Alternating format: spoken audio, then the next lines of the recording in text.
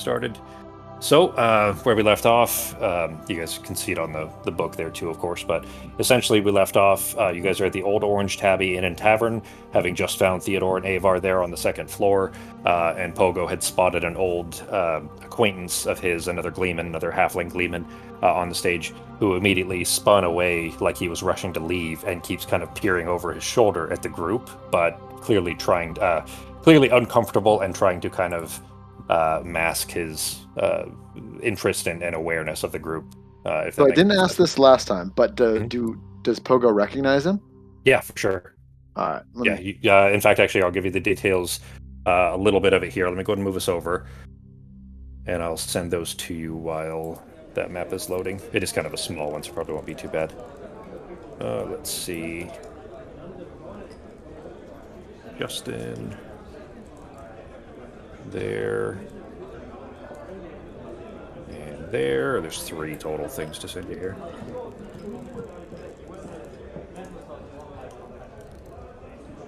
And then I have one question for you too, so let me know once you're done reading these.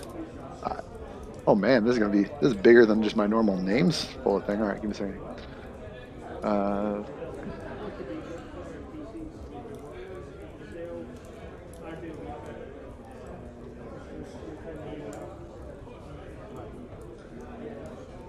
Stage.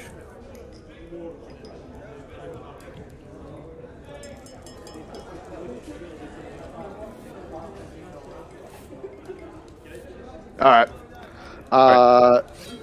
Question. Yeah. You know what? Yeah, never mind. It's fine. I have the detail I needed. Yeah, exactly, Sako. the pubes glued to his face. That's what it was. Was that? Yeah, never mind. All right. Okay. So everybody's still in the tavern there, having just caught up with Theodore and Avar. There's a kind of a brief moment of surprise as they recognize you guys coming up the stairs.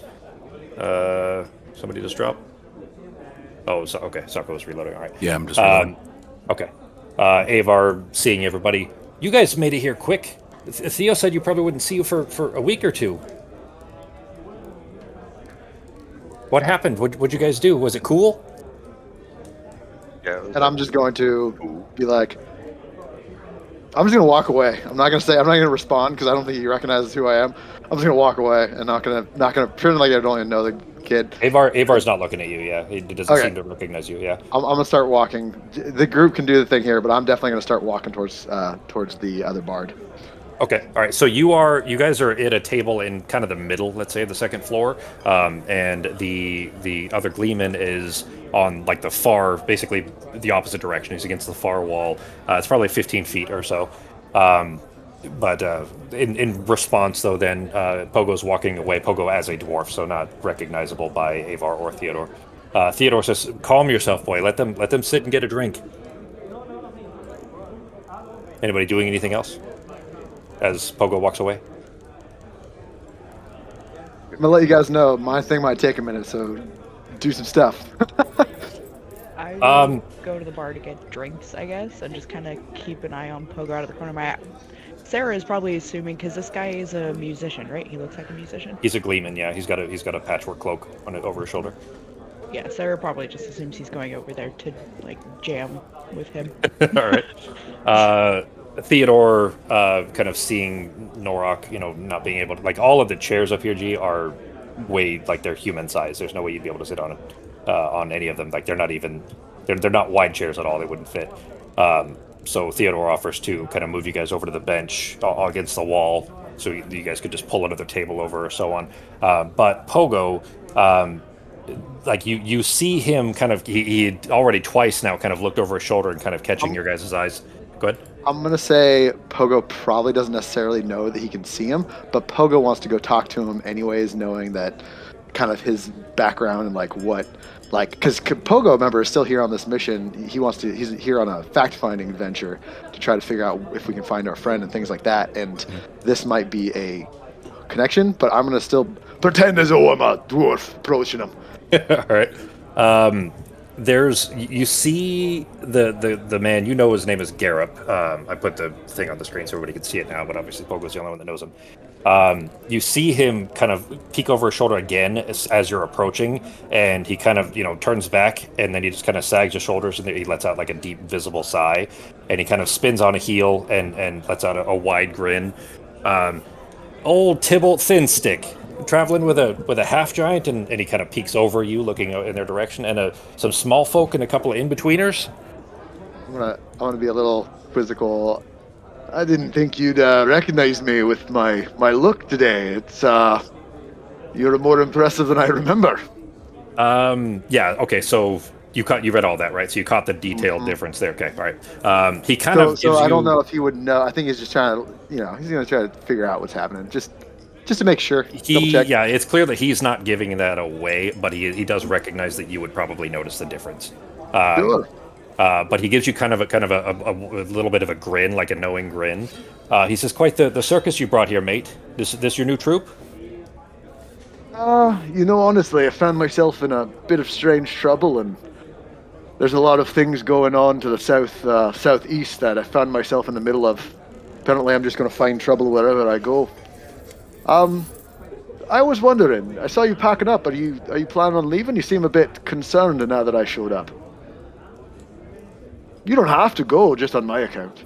I actually was hoping I could talk to you. We just got back in town and it's been quite a while since I've been here. He gives you a good smile, like something, an idea had crossed his mind. Mind if I maybe pull up a chair with y'all? We'll have a pint or two. I'm gonna be honest, I don't know if my group there wants to be part of anything that I want to talk to you about. But if you don't mind when we're there, I've changed my name to kind of blend in more with the group for the Are you saying this last. loud, or are you saying this quietly? I'm saying it quietly, just to him. Okay, all right. I just talk loud. That's just This is Justin. That's not Pogo. this is Justin. All right, yeah. So, no, just talking to him. I suppose I'd be talking in a bit of a normal voice, but definitely not trying to keep it so it's just me talking to him. Sure. So because of certain, secondary activities, I go by the name Pogo now. So if we do go and hang out with them, make sure you reference me by that name. Sure. Just to they don't not confused or ask any more questions than they already asked.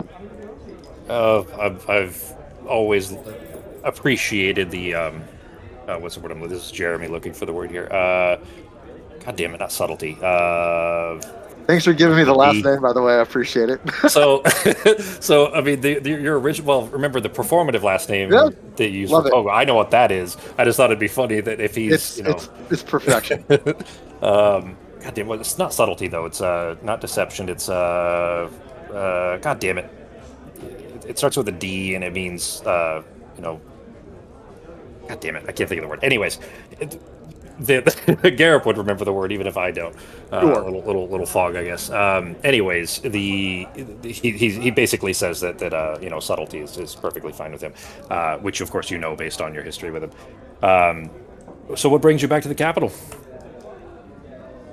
Well, and this is where I'm gonna lean in on a little bit. To be honest, me and this group, if you believe it or not, I've become somewhat of a do-gooder and fighting and helping people of less privilege than we are.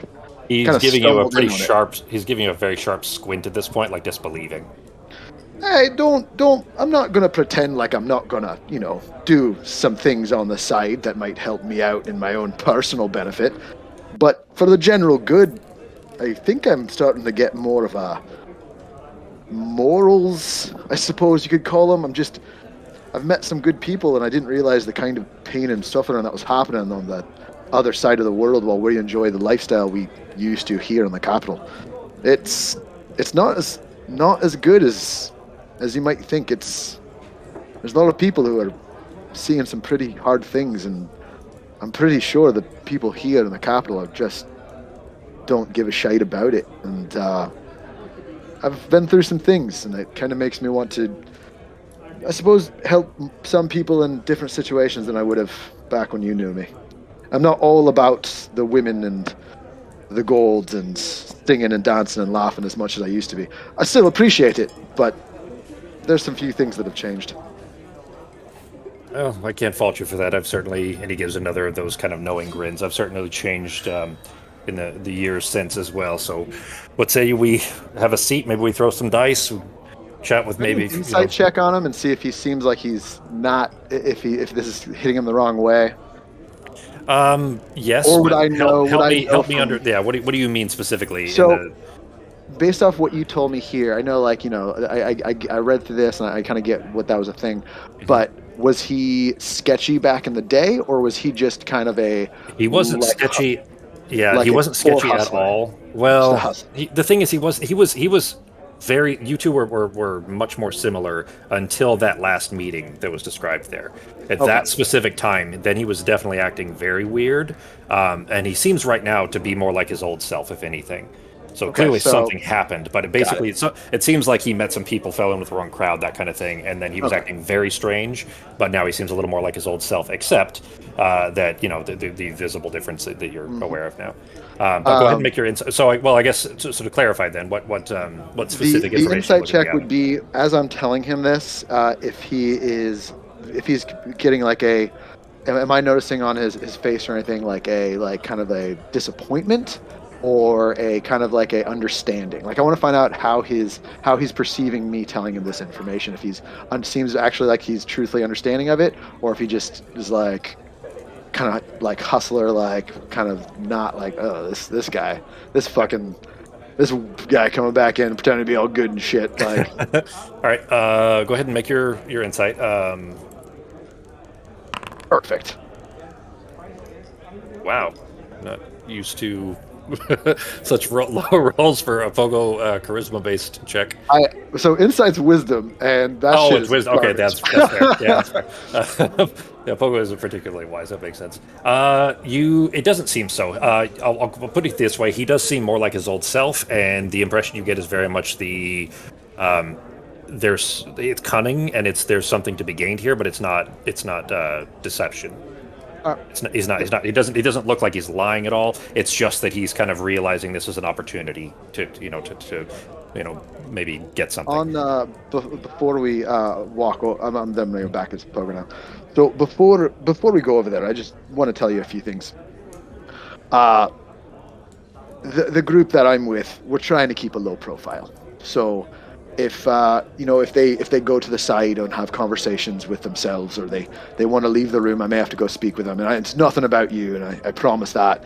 But there's certain things we may want to keep on the down low while we're in this big city. I think everything's fine and safe. I just wanted to let you know that. Don't take any offense if there's certain things that they don't want to say in front of you, all right? No, none taken. To each their own. If you've got your secrets to hold, I'm not going to be offended by it. Yeah, if you I couldn't tell certainly do. if you couldn't tell by it, I'm just gonna do like a gesture, like showing myself, like. Is there still, by seeing some flour in the hair, or were you doing an old man thing for a while? No, Is he that what can't. it He can't was? see that. I'm still. Oh, well, he can't. Oh, shit, Can he? yes, he can. Oh, He that's can, right. though. Yeah. So that. So. I mean, you got two levels going right now. I can see I'm this gonna- kind I'm- of you know more what, I'm gonna- rotund I'm shape gonna around pause. you too. Yeah, I'm gonna pause, and I'll be like, all right, well, this, you know what? Before we go there, and I'm gonna go grab. I'm gonna snap and throw a couple, like, just literally two whole gold pieces at the waitress to grab us two fine, fine large steins of wine or mead, something that's very high end. And I'm actually going to sit down with him for a minute. And I'm going to tell him the story about the Okay, so you're going to Juthrans, fill him in. Okay, all right, okay. because the Juthrans, I want him to understand what, and I'm going to basically say it as if this is kind of why, like, they're doing some fucked up shit, and this is why, one of the big reasons we're trying to hide. And that's like, because I don't want to tell him other stuff. I want to try to come up with, and so I'm not going to lie to him, but I'm going to tell him that is the reason we're hiding. And it had nothing to do with the other stuff until I find out more of his situation and his contacts and things of that nature. So, when you bring up the Juthrans, he says, and you chose to come here, we're, what, 300 yards from the rectory? They're right over there. And hopefully they don't have any of those fucking purple lanterns that are going to shine on me while I'm dressed as this fucking... Of course they do. All of their patrols carry them. I'm going to look over at my group and just be like... All right, well, we'll come back to this in just a minute. Yeah. So Fogo's going to be sitting there with Garrett for a little bit and I'm kind going of to filling fill in him on all a the few details. things. Okay. Yeah. We'll come back. But everybody, You know what? Actually, you did ask him to be again the D word that means subtle, not deceptive, but like keeping things quiet. And I can't think of it off the top of my head for some reason.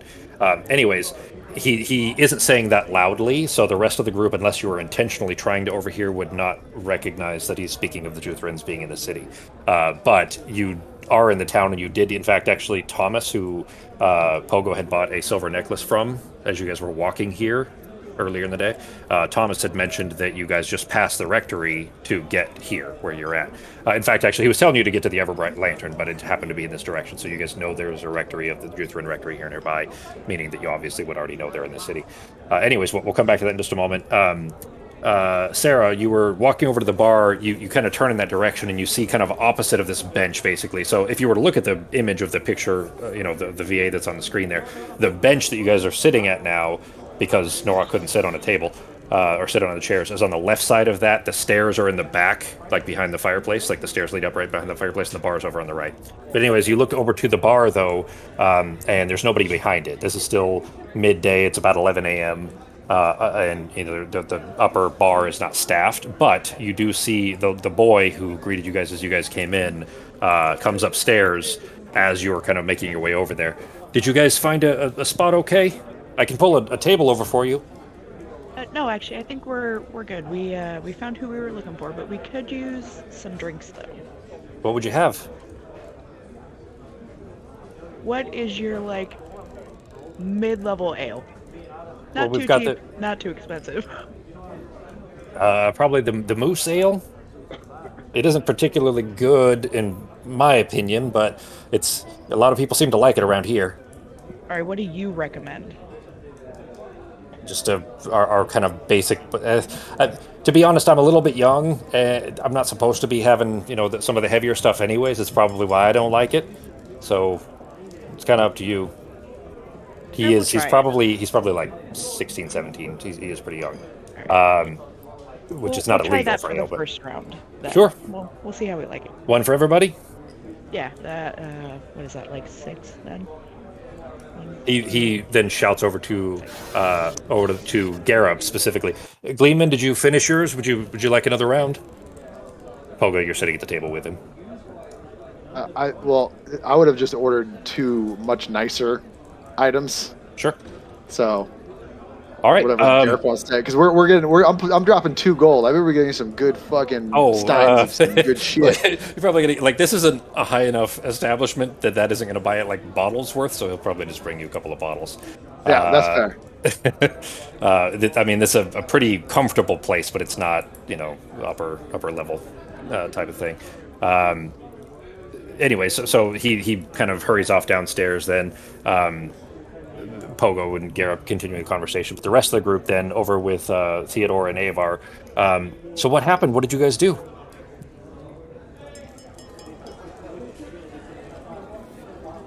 I honestly don't remember much of the last session because my memory. I'm gonna grab some water. I'll be right back. Out of game. I apologize for that.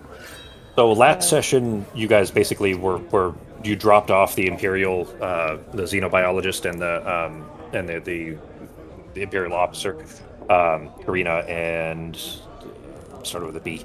Anyways, you dropped them off, and then you flew northward, and on the way had seen about 2 miles of beach covered in dead sea creatures. But basically, so since you guys had them teleport out of the Crow Fort on Thane's Day, and it is Moon Day now. So basically Thursday, it's only been over like 5 days over the weekend. All right. Yeah, so we went to, what is the name of that seaside town? Cadogan? Cadogan, Yeah. So we did the Cadogan thing, and the ship thing, and all that before we met up. Yeah, so Sobek, the resurrected Tigura out of the water, all of that has happened since. Okay. I'm just gonna tell him we found a boat, but we found one that flies, actually. Believe it or not. An airship? You found an airship? Yeah, we did. Like just found it? It was just like, well, kinda. But yeah. You can, but if you just find one, you can just like have it. Well, it kind of belonged to Nazim already, our friend Nazim. So. Well, he looks at Nazim. It really belonged to Nazim. Close enough. He looks at Nazim. I'm telling kid lies. Come on. Is that how that bird got like attacked you and all, with the one that like pulled your face and does the face pull thing? Because you were flying around with your airship and the bird attacked? Is that what happened? I'm just gonna stare at him and point at him, scoldingly. Theodore kind of interrupts. Just let him, sit down for a moment. Jeez, calm with the questions. But seriously, though, what did happen? Well, some ancient lizard civilization creature thing got resurrected. That was cool. I thought we were gonna get eaten, but he was surprisingly, civil. The Tegura, they're real? Yeah. And we kind of released it back in the ocean. I don't know if you had much choice there, did you? I mean, if they're, as the storybooks all say, how are you going to stop him? I mean, probably we would have died, but we may have to figure that out eventually. But he was nice. He didn't try to, eat you or anything? No, he just kind of seemed confused. He'd been dead for a real long time.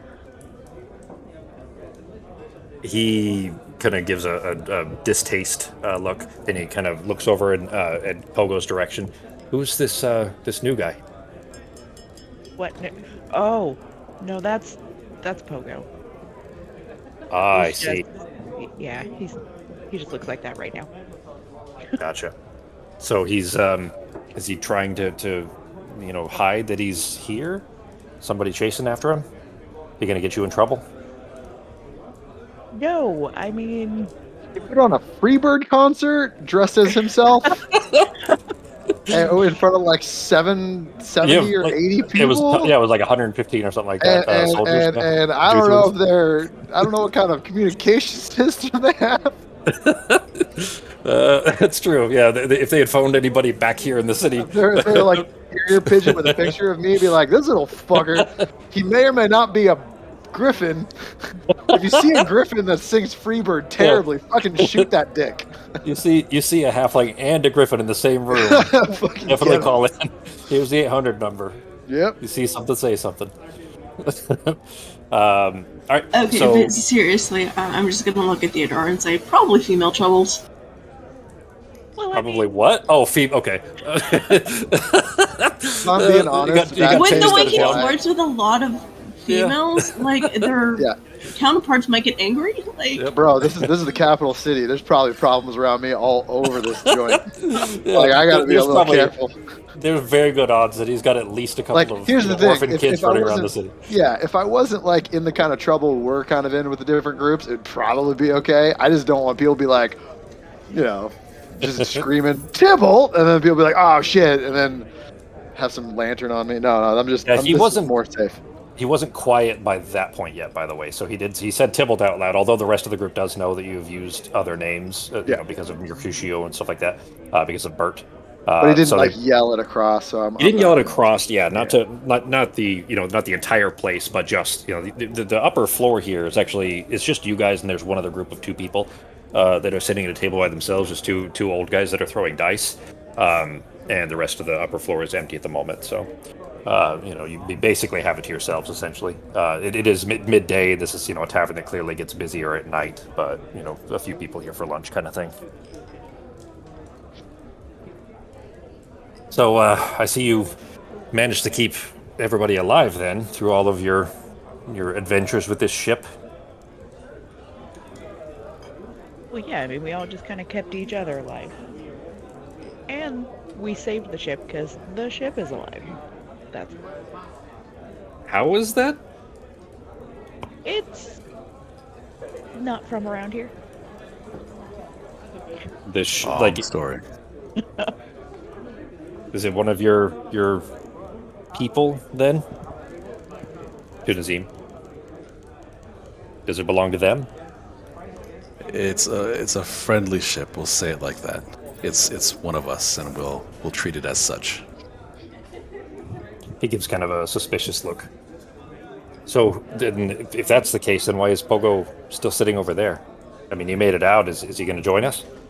I kind of wanted to thank him for, keeping his promise to keep you safe. I'm sure he'll join us when he's. I really thought he was going to start playing music, but I'm sure whatever he's doing, he'll be done and join us over here. Let's see. Fox, this will be below your passive for Arteme. Everybody Let's see, Pogo, yours, because where you're at, your DC will be different. Everybody give me perception checks that would be watching Garup. None of you guys necessarily have any reason to. You don't have any reason to feel suspicious of him, let's say, except that you would probably assume that this is just another Gleeman friend of Pogo's. But anybody that would be watching him specifically, give me a perception check, except Arteme, because I think Arteme would be, because of the feat that you took, would be below your passive.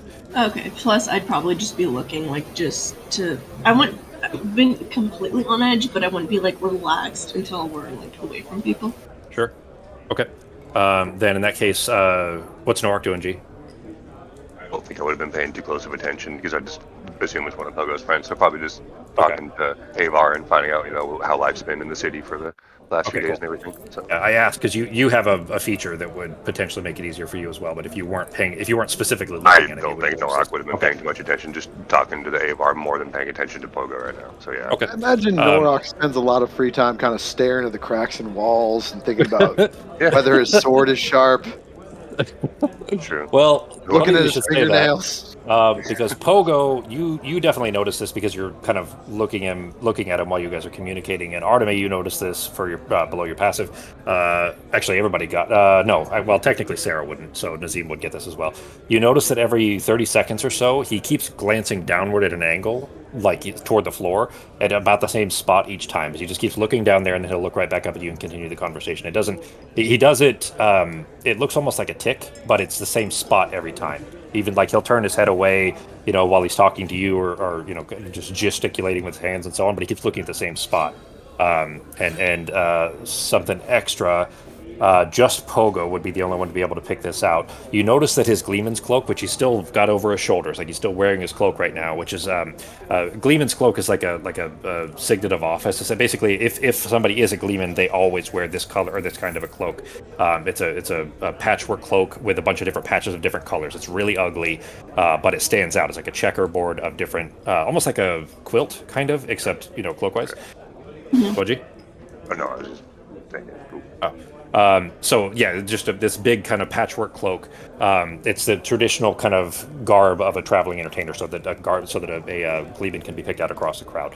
But it's not normal for them to be dusty and wrinkled and like some frayed threads on some of the patches and so on. No self-respecting Gleeman would allow their symbol of their profession to fall into this kind of disrepair, which is extremely abnormal. And Pogo, you're the only one that would know that and notice those details being kind of something wrong with his cloak there. It doesn't look like it's getting much use, and it doesn't look like he's getting much care, which definitely stands out. Okay. You said he kept looking at a spot on the ground or something, Yep. right? Yeah. Can I see what's there from my vantage point? Sure. It's not hidden or anything. It's literally just at the floor. It's kind of between the table or the bench where you guys are and the table where Pogo and Garup are sitting. And are you trying to be subtle about it, or are you just looking straight at it? No, I'd be subtle about it, or if I can't do it without being subtle, I would use size senses to look. That's fair.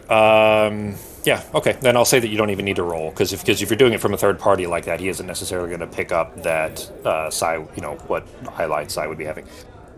You, via your own kind of subtly and through Sai's it looks like bare floor. There's nothing there. There's not even a scuff mark on the floor, but it's precisely that spot. And in fact, actually, now that you've kind of triangulated it using Sai's senses and just sat there for a few seconds until the next time that he looked down at the floor, you've seen it from both perspectives, and you're sure this is the exact spot. He's looking straight into the floor at this one spot over and over again. Okay, so maybe he's seeing something that other people can't, or it's just a nervous tick. Maybe. You wouldn't expect a nervous tick to be the exact same spot every time, even That though is he's true, not though. he's not moving a lot, but he does talk with his hands a lot, and he keeps kind of moving around in his chair, and he's a little boisterous. He's a halfling. He's a little bit boisterous and gregarious. So even moving around, you would expect if it was a tick to just be kind of looking in a specific direction, maybe, but not at an exact spot. Do I notice this since I'm sitting Sure, right in front you of him? 100%. Yeah, you didn't even have to Okay. roll because you're literally just staring at looking right across at him, and he's like looking past you down at the floor, kind of behind you, Pogo. But So I'm you're gonna not guess talking about he's- him looking at my real shape, right? No, Is it's past you. Okay, It's just definitely past wanna you. make sure. Yeah. Okay, so that's definitely kind of suspicious, so I'll keep an eye on him. Sure. So in continuing a conversation then, so what do this selfless mission here in the city, what do you intend to do? What is your goal here? To Pogo. Well, yeah. Well, so let's see. I mean, I suppose there are a few goals, but one of the more important ones is we lost a friend of ours who was coming here, and we were trying to find him. The problem here is we need to maybe. I know that when I left, I know you had a big job, and I couldn't help you with it, and I'm sorry about that. It's just something about it didn't feel right, and me running into you right now seems to be maybe I thought if you still have connections with some more underground establishments here in the big city, perhaps we could meet with them or talk to them about finding our friends. It's a bit of a tricky situation with that person. I don't want to give you too many details in case it kind of comes back on you, especially not in a place like this in front of other people. But that's what we're here for, and we're hoping we can find them. We may do a few other things. We've got some equipment we got to fix. Might have to find some other people. A couple of my friends might have their own agendas, but definitely what we're here for, what we came here specifically. Do you mind if I ask why you keep looking at the floor behind me? Just out of curiosity. It's confusing me as I speak to you. It's like when someone looks at your hairline when they're trying to have a conversation. I would say I'd say it's very much like that. It's like he keeps looking at like you got food in your teeth or something like that, except it's not you that he's looking at. Certainly a very not intentionally rude, but feels rude, kind of a thing. And when you say that, actually, you happen to catch him as he's looking down there, and you see him grin a little bit, and he just stares at the spot on the floor, like he doesn't look back up for a moment, and he kind of keeps the gaze now that you've kind of caught him. And he kind of slowly looks back up at you. Do you remember the peddlers? You remember me telling you about the peddlers? Were those the ones that put you on that job before I left? Indeed. So it seems they had bigger plans than I was prepared for. And he kind of looks down. You see him looking down at his ankle. I took a pretty bad injury, but I got a promotion for it. And, well, let's just say they kept moving me up the ranks and just happened to be in a good place for finding information. If that's what you're so embroiled in looking for. Oh, would you look at that? I mean, it's good to hear that you're making headway. I mean, albeit in possibly not the most enjoyable type circumstance for everybody, but are you happy there? Is this something that's, as I kind of like look at his, I'm not gonna say anything. I'm not a rude dick, but like, is it working out okay? Or are you happy where you're at with the peddlers? He gives another kind of wide smile. It has its own troubles. There's difficulties every day, but I do say I enjoy the work. I'm probably better at that than I ever was at the entertaining game, anyways. And he kind of shrugs his Gleeman's cloak. All right. Well, perhaps you would be the person to speak of it. Now, would I know? Would I know what the peddlers' political affiliations are, as far as to the capital and to like, are they smugglers? Are they general troublemakers, criminals? What do they do? Would I know that or no? You would have an awareness that the peddlers are they were at the time, anyways, when you were here. Do you think you would have been back to the city in the last 3 years or no? 3 years probably not. I would Okay. say I would not have been, because So the last time you saw him then would have been when you left the city. yeah, because Okay. based off my thought of Pogo, he probably would have just kept wandering a little bit further and further, not deciding to, and not really doing it via boat, but kind of town to town, city to city. Sure. And 3 years, pretty short amount of time. I'd say he probably hadn't been back. Yeah. In that time, then, at least when you were here last, the peddlers were a pretty low-level, like, thieves guild, essentially. And it was mostly, like, street beggars and pickpockets, like, really low-level stuff. It didn't. They were not a significant risk, and I mean, you'd work with plenty of their own, plenty of their group, because Gleeman often have those kind of underworld contacts, even if they don't typically use them. They at least are kind of caroused with and that kind of stuff very frequently. So you don't have the impression that they were important enough to really have any significant political affiliations. But the impression that you're getting from Garrett here is he's obviously here for a reason. And I mean, you happen to come across him, sure, but he's here for a very specific reason and pretending to still be a Gleeman, if that makes sense, based on looking at his cloak. I get it. Yeah, So he's here for some different reason. Yeah. Okay.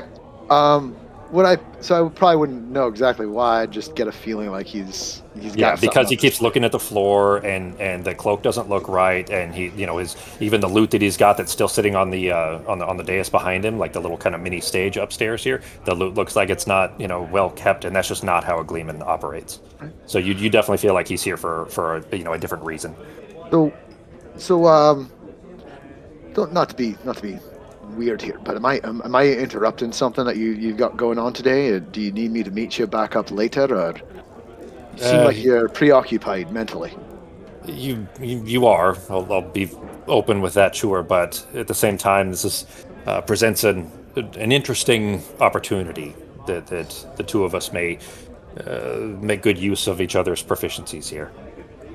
Okay. Well, let's put it this way: if me and my group are trying to find someone who's working very hard to lay low, someone who's possibly basically subterfuge is their game and they may be in trouble.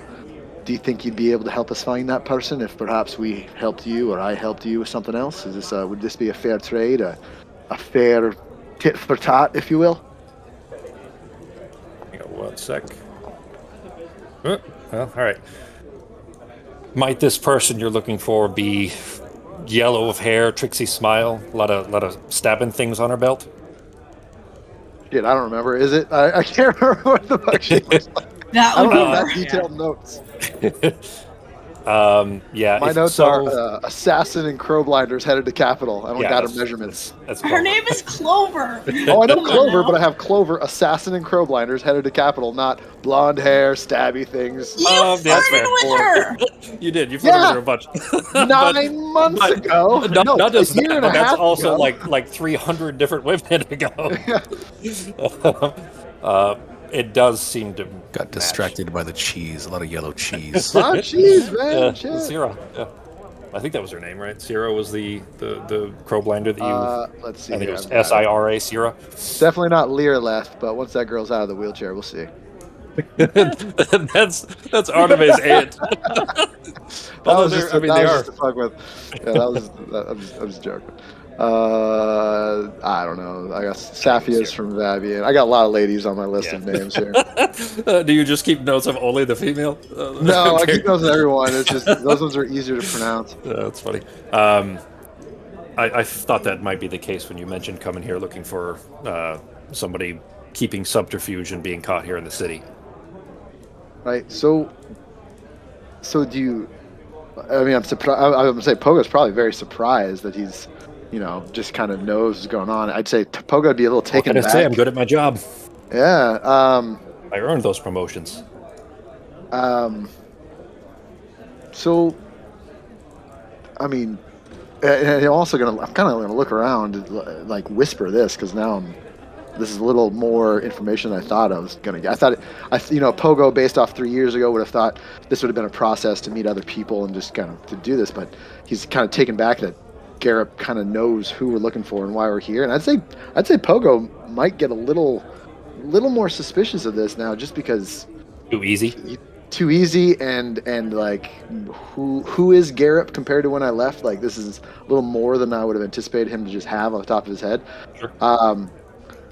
So I'm a little surprised that you kind of even seems like you might know why I'm here before even I did. Is this something that I feel like if you know about this, and this is probably not good news. Is this person?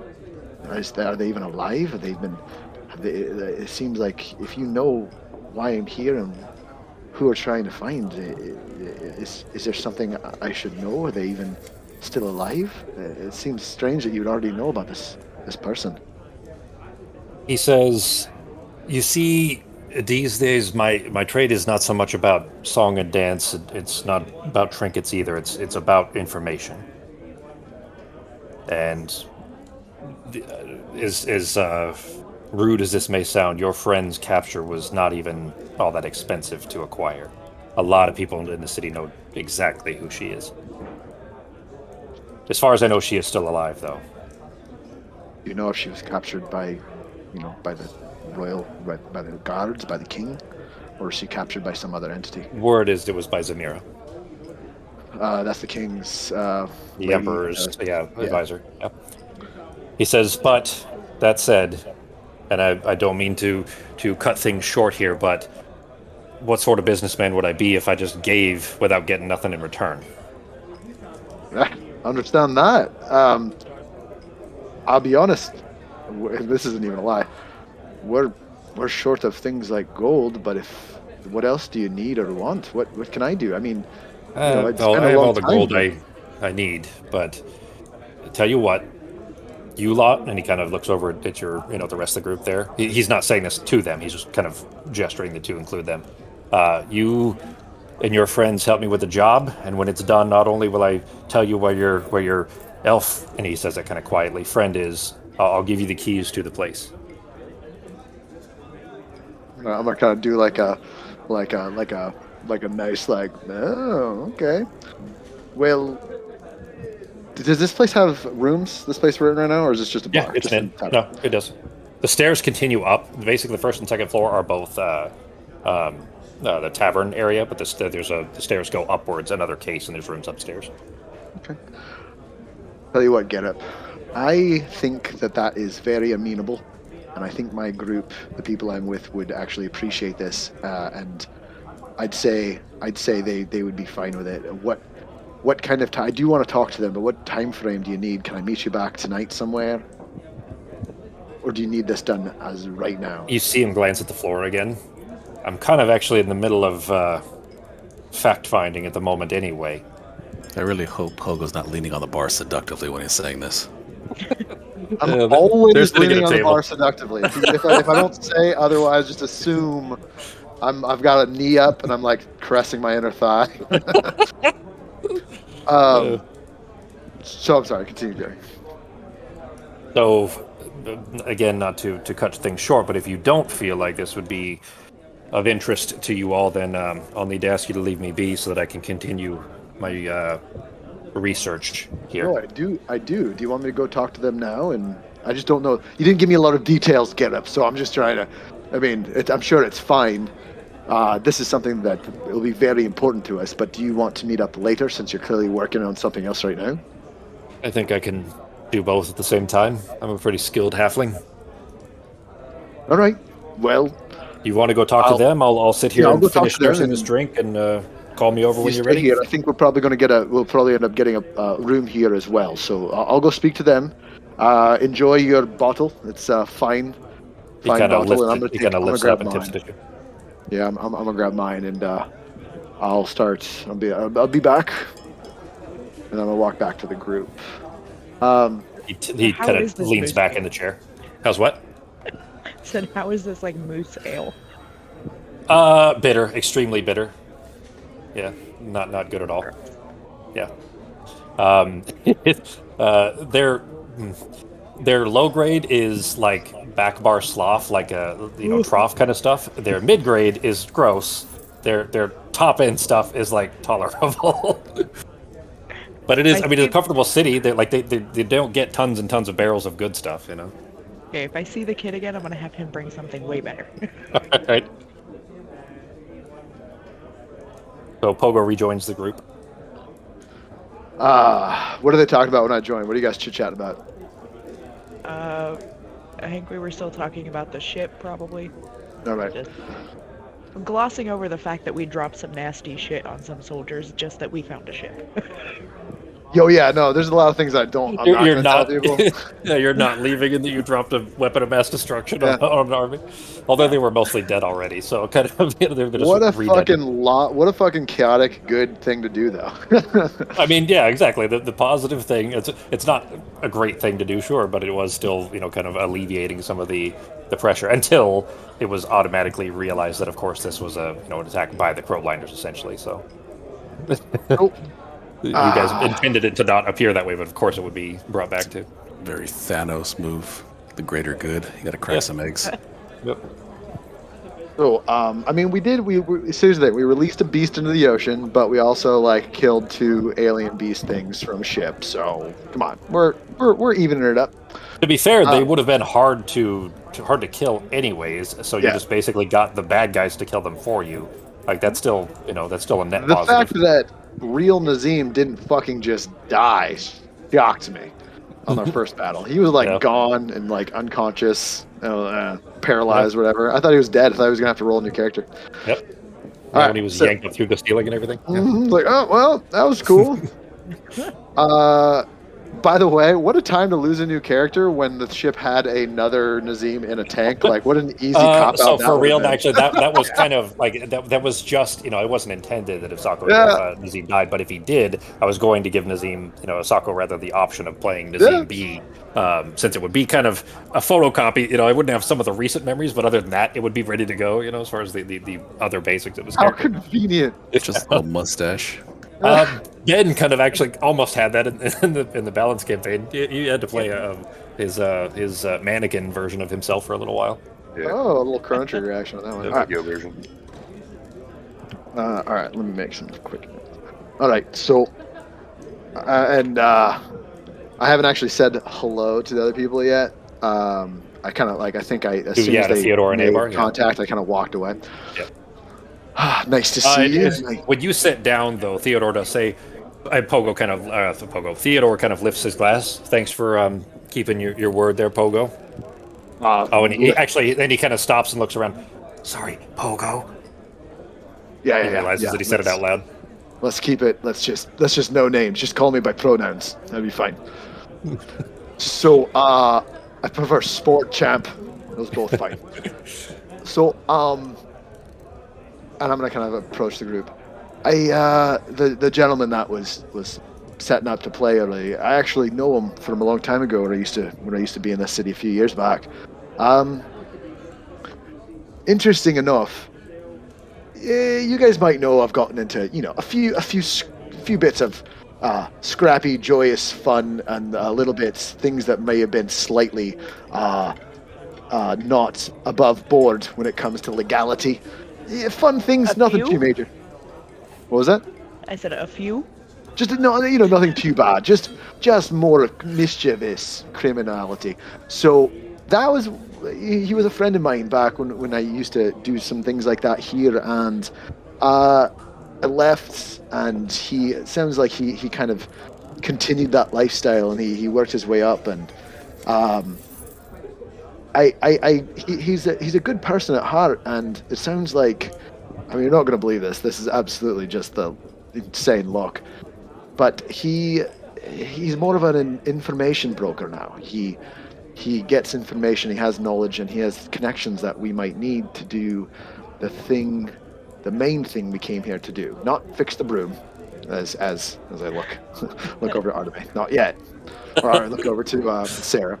But he wants some help with something, and if we help him with something, and I'm trying to, because now that because the kid's there and Sarah's dad is there, I don't want to make it weird for her dad, especially in front of her, to tell him this. So I'm kind of being a little I'm trying on purpose to be vague. Sure. I'm hoping they kind of get the idea. So if we help him out with a job in his endeavors, then it seems to me, based off me speaking with him, that he might know where our friend is, and he might even be able to get us to our friend. And he described her, from what I remember, well, and I believe him. I think he might actually be able to help us out.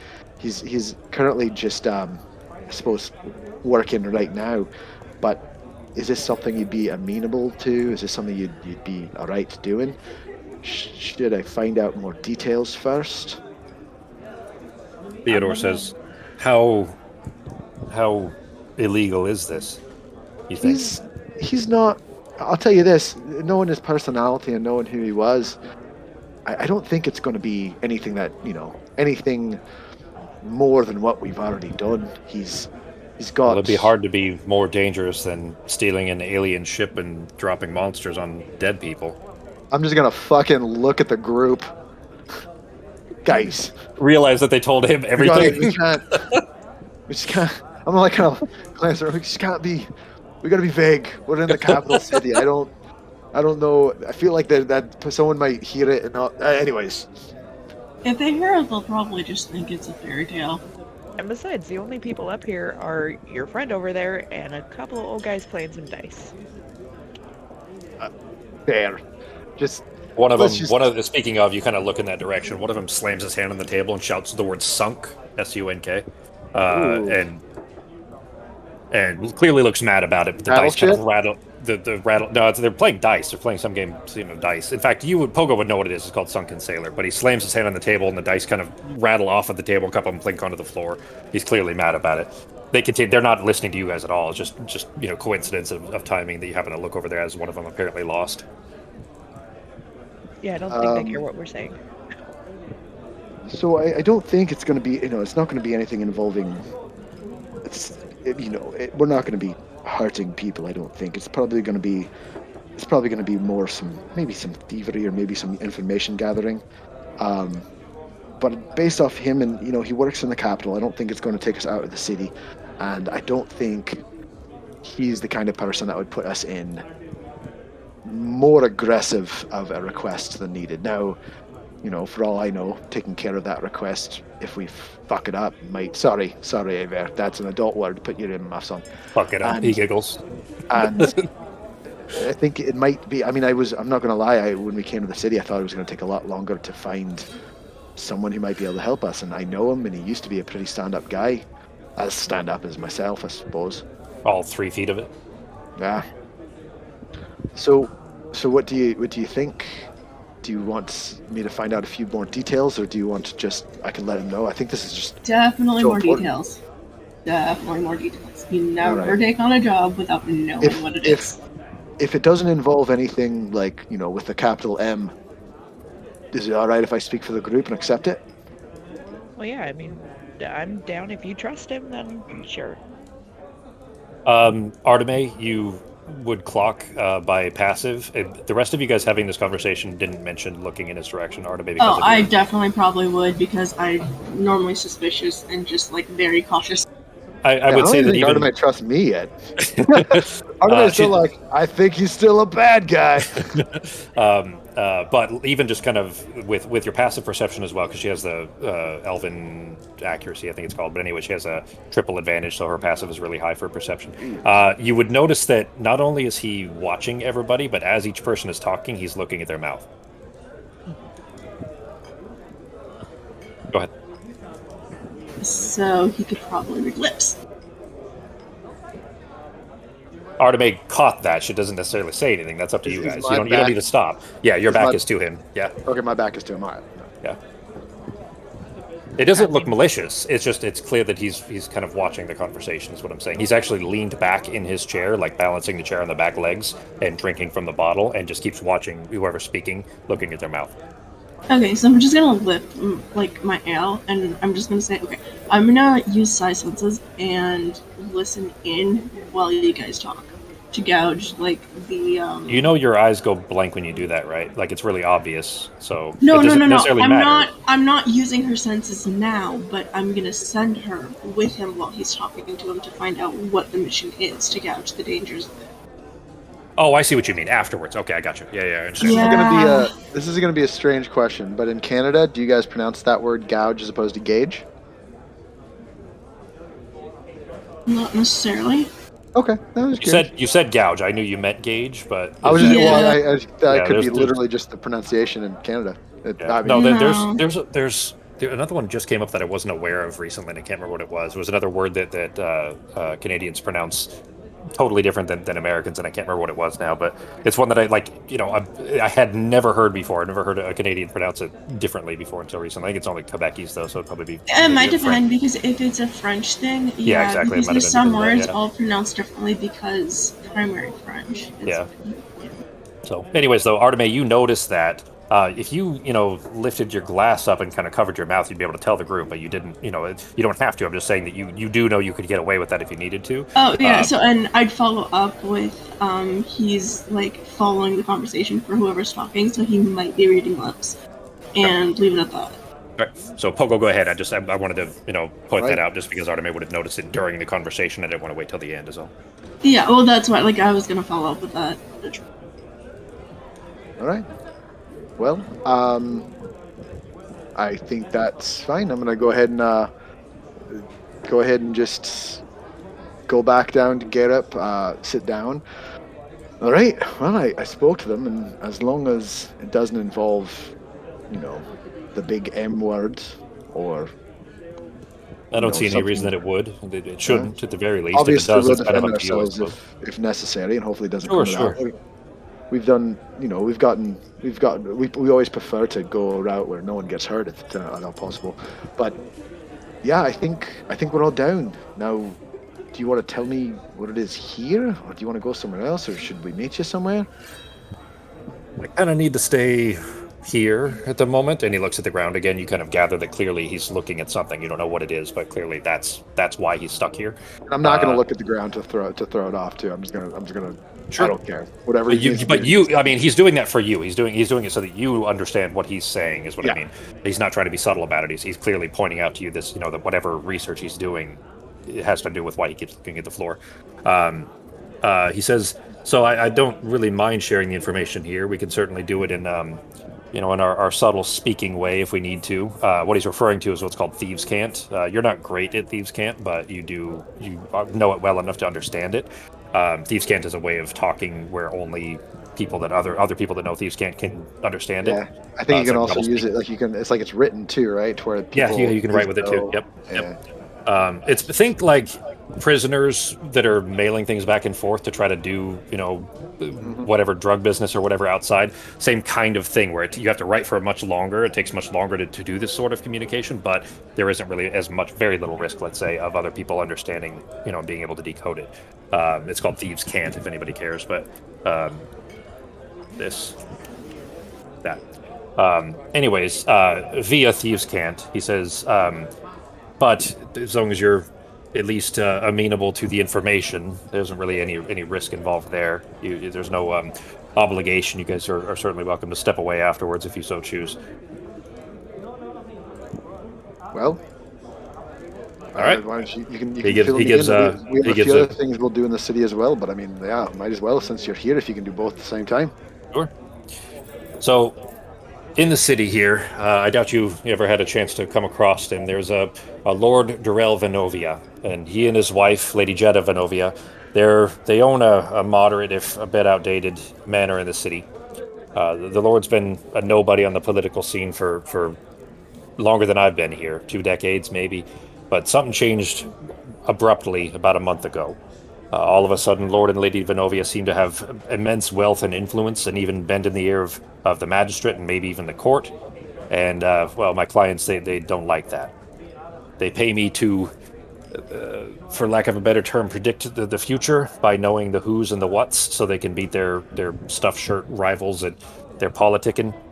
But those stuffed shirts and gowns, they cost more than a city block where we came up from, so I don't have a lot of loyalty there, but except for their gold anyways, and that's why I'm here. The Venovia's their old manor that's been a lot of new construction there. The burgomaster at the Bayward, he passed along a bill of lading. Lord Durell had purchased 3 hulking pallets of black iron shipped in, and he kind of stops for a moment. He says, "Black iron, you know of it? The kind of glittering metal?" Would I know of it? Yeah. In fact, the Juthrans used it to trap you guys a couple of times. Oh shit! Yeah. The fucking I have some in the magic bag of killing holding. stuff. Yeah, the Yes. metal is Kills magic. actually called, it's actually called Otaterol. Oops. If I can spell it right, my own word. There you The go. ones that they used to where they put us in like bindings that would Yep. kill our Yep. magic. It's colloquially, it's called black iron, but the actual metal is called Otaterol. Now, Anyways, that's different from the azaleum dust or whatever in that other room, right? Or is it pretty much the same type of stuff? totally different stuff. Yep. Yeah, because Yeah. that was used more as like almost a That was focus. a focus, exactly. That was to amplify magic, if anything, and black iron like nullifies it. Magic can't pass through it, and if you're within too close of a range to it, your own magic won't. You can't reach the sources all to pull out a, well, certain magic potentially could, but anyways, arcane stuff definitely cannot.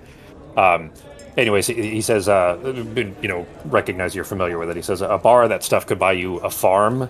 A crate of it could buy you a fiefdom. And now this up-jumped low-status lord like Durrell, he somehow afforded 3 tons of this magic Nixon metal. So that is what that question is what I'm being paid to answer, is how he got all of this. Do you think it was? I mean, the only thing in my mind I can think of right now is some strong magic, He's like, reaching for his pocket and pulling something out as you're saying this. like a wish spell or something, some sort of fey magic to do this. Does anyone have any ideas? Did he have a rich uncle that no one knew about, or does he own some sort of mine that hit maybe a gold deposit or something of this nature? Like, any clues?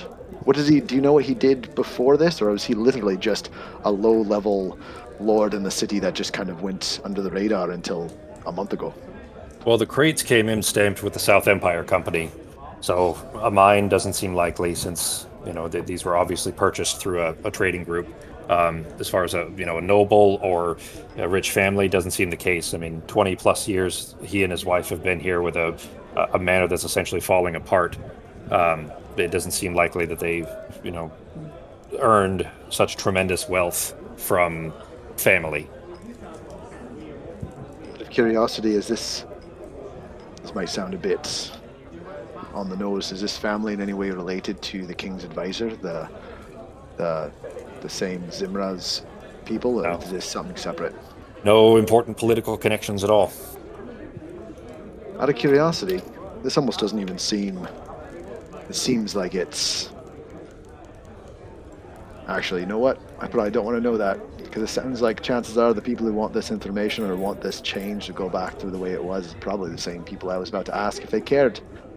I'm assuming there's probably some very important people who want this taken care of without actually going through normal channels. So for once, he's a very jovial guy, and you know that. What's that? I'll say he's trying to keep it quiet. Yeah. So in fact, all of you that are watching, like, you're kind of looking over Pogo's shoulder at Gareth right now, and he was just from the direction of the way everybody's sitting. And he's been smiling the entire time. He's basically clearly a very jovial, which is somewhat typical of halflings individual. But when you say that, the smile disappears, and he gives just a single slight nod. It definitely gives away that the people that are funding him, his clients in this case, are clearly, you get the impression, probably dangerous and important. Well, Gerup, you are very good at giving the information that was required. I think with this, me and my group here can get what we need and get this taken care of as soon as possible. I will let you know it might take us a couple of days. We don't necessarily like jumping into things like this without finding a few more details and doing some of our own research. There's more details yet to be had. Like I said, I'm here for a reason. And he kind of looks at the floor again. Well, Do you want to grab the rest of your group, and I can either go over there with them, or what do you want to do? Do we check anything for any arcane stuff? Something hidden with this floor? What is going on with this floor thing? what the fuck is going on with the floor? Arcane research is Sarah's job and specialty. Yeah, do your job, Sarah. Sure. I'll do an Arcana check. Okay. Can I see? I'm gonna Like, say, is Sure. it like he's looking through the floor to Give me. downstairs? You know what? I get. Let's see. To figure this out, go ahead and give me an Arcana check first. I'm assuming I'm within range. I'm close enough. Yeah, you guys are all at a table 10 feet away from, 15 feet away from where they are. There is nothing special about that floor, Sarah. Oh. It's clean. Like, it's surprisingly clean. Specifically, could I do a check for some type of I don't even know how to describe it, a magic teleprompter or something that he might be getting information from looking down, or just something that is an invisible arcane thing. Can we do that? My thought is he's got that same spell where he can talk to people, and there's someone in the basement that he's relaying information to. As you guys are on the second floor. Remember, you're on the second floor. We don't see like a Rocky talkie in his ear, do we? Make a perception check.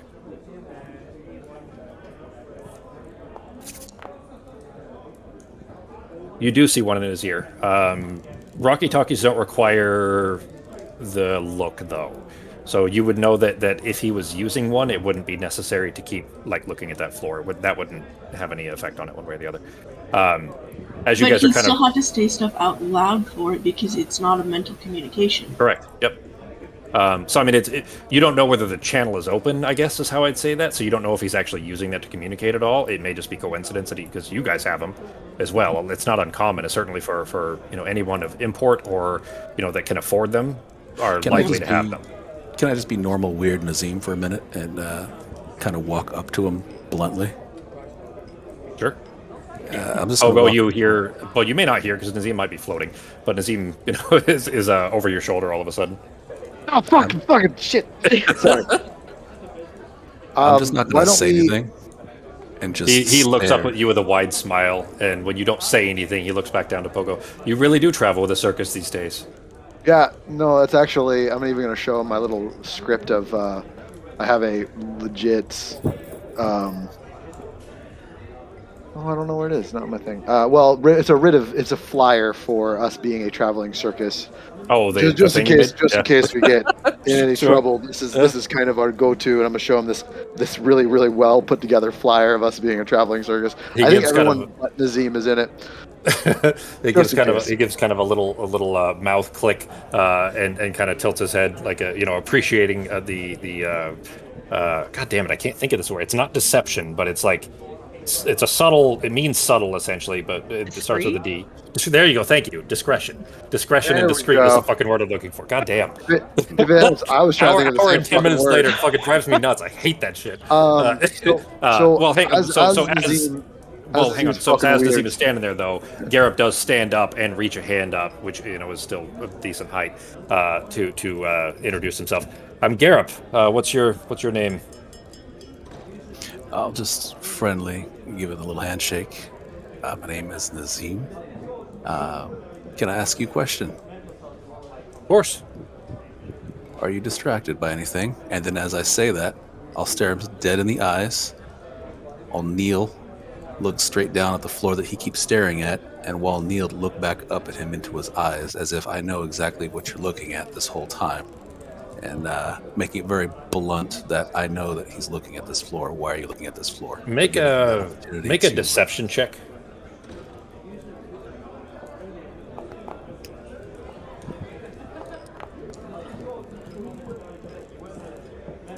He shrugs and gives you continues his grin and says, "Oh, it's just work. Nothing all that exciting unless you and the rest of your friends here decide to." Oh, well, I may as well just show you. And the thing that he was pulling out of his pocket, Pogo, you can continue what it is you were going to say there, but the thing he was pulling out of his pocket, you see, is a parchment. It's a rolled up parchment, and he begins to roll it out on the table. You were saying, Tybalt? Pogo, sorry, Pogo. He says Pogo, yeah. Oh, okay. Yeah. Well, actually, let me go. There's a few people in that group. I don't want them to be necessarily. I don't want to. I can just take this over there. It's only, for us, certainly more steps than for they, but still not that. Are these the details? Are these the details of what you need done? They are. Yeah. Do you need to carry talk my to the bottle, group, or do you want me to go ahead and just bring it over to them? I can go over to them. I see your big friend. That's probably going to take more effort to get him extricated from the table anyway. At this point, I'm just going to release Sai senses and then have her poke out and then just run back to me. Poke him? Like nuzzle him or something? Oh, like poke him with a paw. Okay. All right, she scurries back over. You see Garrett, who is already kind of stood up had shaken Nazim's hand and was kind of leaning over the table to roll this out. He starts to roll the parchment back up. And waiting for Pogo's kind of introduction with the rest of the group. I'm just going to let him know that the older halfling and the boy who looks like he's a man I don't want them to know any details about this. They're just friends. Let's make sure we don't say anything to them that could, under duress, get them in trouble, or even they just don't need to know it. So let's do that, and if we need to, we can have them leave and meet up with them later. So I don't want them to know about it. He kind of stops for a moment. Well, these will be the details. This isn't the M word, as you so put it. That won't be necessary for this. I don't think it would be in anyone's best interest to be involved in this, and getting caught would still be a problem. But it's not that kind of a mission, if that's what you're afraid of. You know what? Fuck it. Let's go ahead. We'll just go up. I've drank probably half this bottle of wine, and I don't think I care enough. All right. I think I'm all right. Yeah. I'll go ahead and tell you too that you know Theodore doesn't mind some, let's say, light thievery is pretty common for halflings. Like that's normal. I don't want this fucking kid start just talking shit loud. He's just annoying, and he's like that's 12. Fair. Sure. I mean, if you guys want to dismiss him, Theodore will go with him. He doesn't mind, of course, but that's really up to you guys on what you want to do. But he waits for you to go back to the group. I'm kind of stands there with Nazim. I'm gonna ask the group, just basically hey, so that plan I was telling you about, we can talk about it right now, but Theodore and what was it, Avar. Theodore, Avar.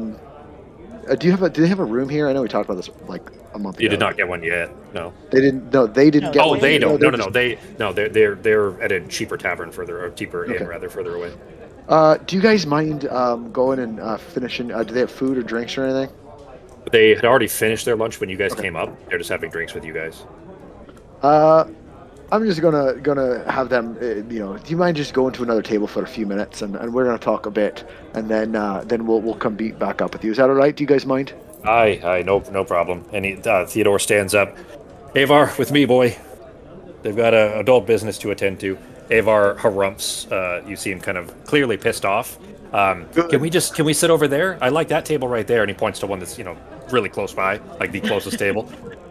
I like that one. We can see the people on the table. Yeah. Theodore kind of drags him. Theodore is 3 feet. Avar's almost 6 feet, and he's like grabbing his wrist, trying to like pull him along, trying to force him to go. But obviously, he won't go unless I'll go ahead and gesture downstairs, boy, for Garrett to come by, and we'll all take a seat around here with our my half bottle of whatever it is left. Well, nice to meet you all. And he gives a very flamboyant bow, kind of flaring the cloak out as he does so. My name is Garrett, as your friend Pogo here, and he kind of gives that word a little extra oomph. Has mentioned an old friend. We travel in similar circles, as you might imagine. He kind of tweaks the cloak. But it seems you may all be interested in some extra work now that you're here in the city. Is that the case? Yeah, I mean, we're always up for work. I'm Serafina, by the way. Nice to meet you, Serafina. It's nice that he at least travels with some comely folk. Yeah, she's not hard on the eyes.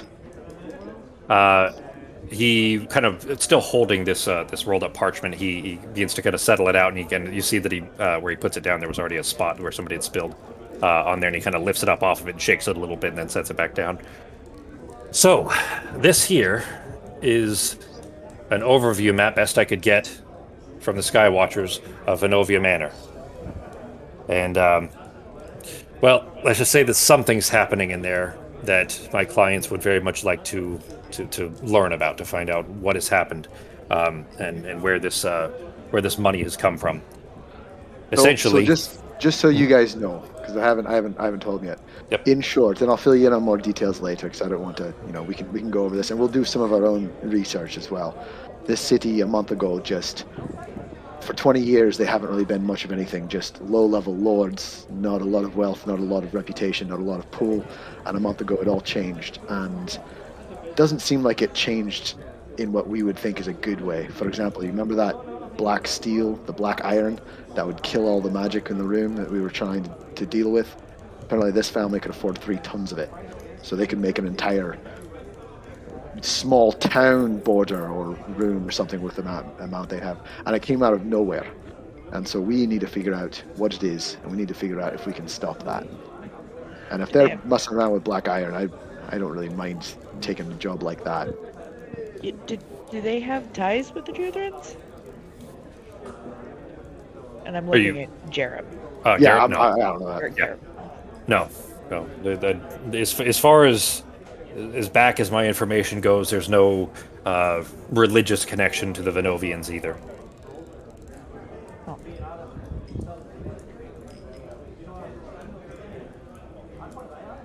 Sorry, gotta. Right, so continue. Let us continue with what you're saying. Sorry, I had to fill something in there. There we go. So, what Alexa. this? Alexa, pause.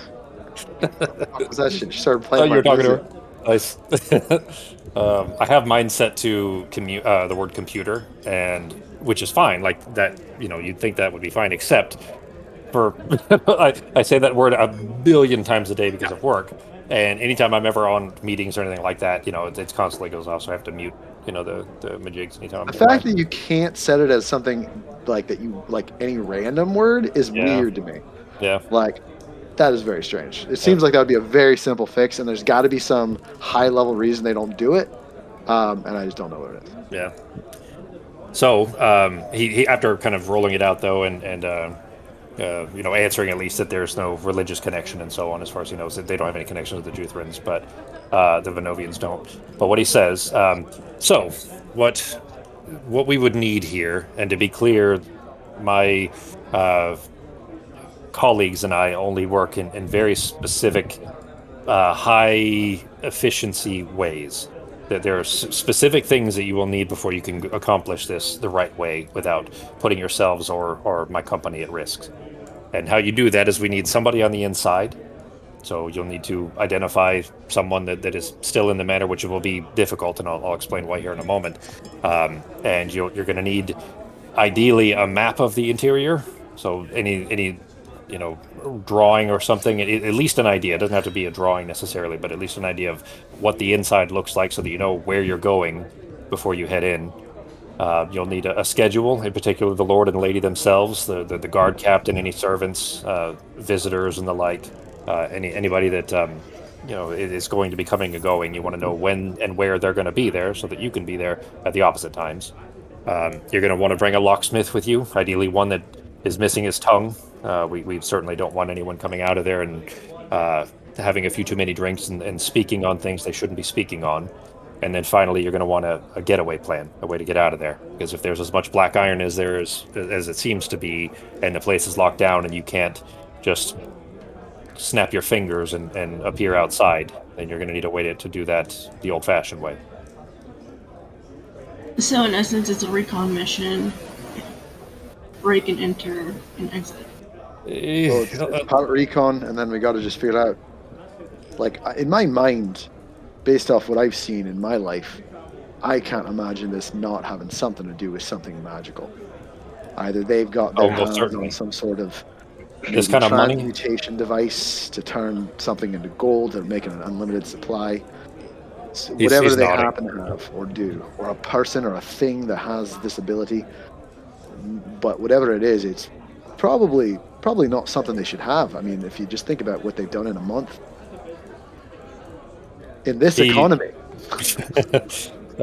He says, well, you just so happen to have stopped in at a good time, as your creepy-faced friend here has noticed, and it seems like the elf lady has as well. But the looks, the weird looks you keep giving me because of that right there, and he points at the floor. He says, well, you see downstairs right now, sitting at a table all by her lonesome, is a pretty thing by the name of Jazera. And she was a housemaid for the manor until recently. And he looks at the floor again, and Sarah would probably at least pick this up. Pogo, really, I would say that via context clues, you guys would probably all gather that he's looking through the floor, but you don't necessarily know why or how, rather. But Pogo, you would probably gather that, well, obviously, since he saw through your illusion, whatever the enchantment is that are on his eyes are letting him see through that floor, or at least through that through a fucking floor. He keeps looking at the same spot, and he just mentioned that downstairs right now is this girl sitting at a table. And she's So she's just sitting down there alone. you walked past her as you guys came upstairs. You didn't, think anything of it. She just, just a girl sitting by herself at a table and drinking. But he continues. He says, "Word is, old Durrell's been spent." He's talking about the Lord. It's Lord Durrell Venovia, and I put it in the chat there. And his wife is Lady Jetta Venovia. Oh, I was way up. I thought it was Ladrovia. No, Venovia. It's in the chat, and then it's also on the map there too. But he says, "Old Durrell's been spending a bit of his time in the maid's chambers, if you catch my meaning, and Lady Jetta must have caught him sneaking in and fired the girl. So nowadays she just comes into the Old Orange every day. This place is the Old Orange. She just comes into the Old Orange every day, orders the cheapest thing on the menu, and then sulks until time of her shift would have ended at the manor before shuffling her feet back home." Her uncle, and he's kind of passively gesturing dismissively here. He says her uncle is kind of a big shot here in the city. Guessing she doesn't want to trouble him with the situation, but how about we finish our drinks here? We can play some dice if you like. You all get caught up with your family. And he kind of looks towards the table where Theodore and Ava are sitting, and then when you're all ready, as long as it's before the time she leaves, you all go on down and have a talk with her, huh? See Do if I you can talk remember her if into was she pretty cute looking? Do I remember? I probably wasn't paying too much attention. She probably a little like if she were not looking like a bit mussed up and like hasn't run a brush through her hair for a few days and she's clearly like red eyes, like she's been crying. Without all of that, probably, yeah. What do you say? I'm gonna ask him if did you have anything set up, or was this the beginning of the plan to talk to her? Oh, this is very early in the plan. I was going to try to get as much information as I possibly could, but I didn't want to interrupt her here because, as you might imagine, she's a little bit skittish at the moment, thinking that Lady Jetta might be sending someone after her. I was hoping to catch up with her on her way out. Well, if she could describe the place, I could make a map. That would help with that schedule. She probably know part of it. Hence why I'm here. My hope exactly. She probably knows the rest of the staff in the manor, knows the ins and the outs of it. She knows when they would come and go. Probably a lot of useful information in that girl's head. She has good motive as well, so we could get all the schedules of all the help as well from her. I would sure hope so. If we need extra recon, we could always send familiars.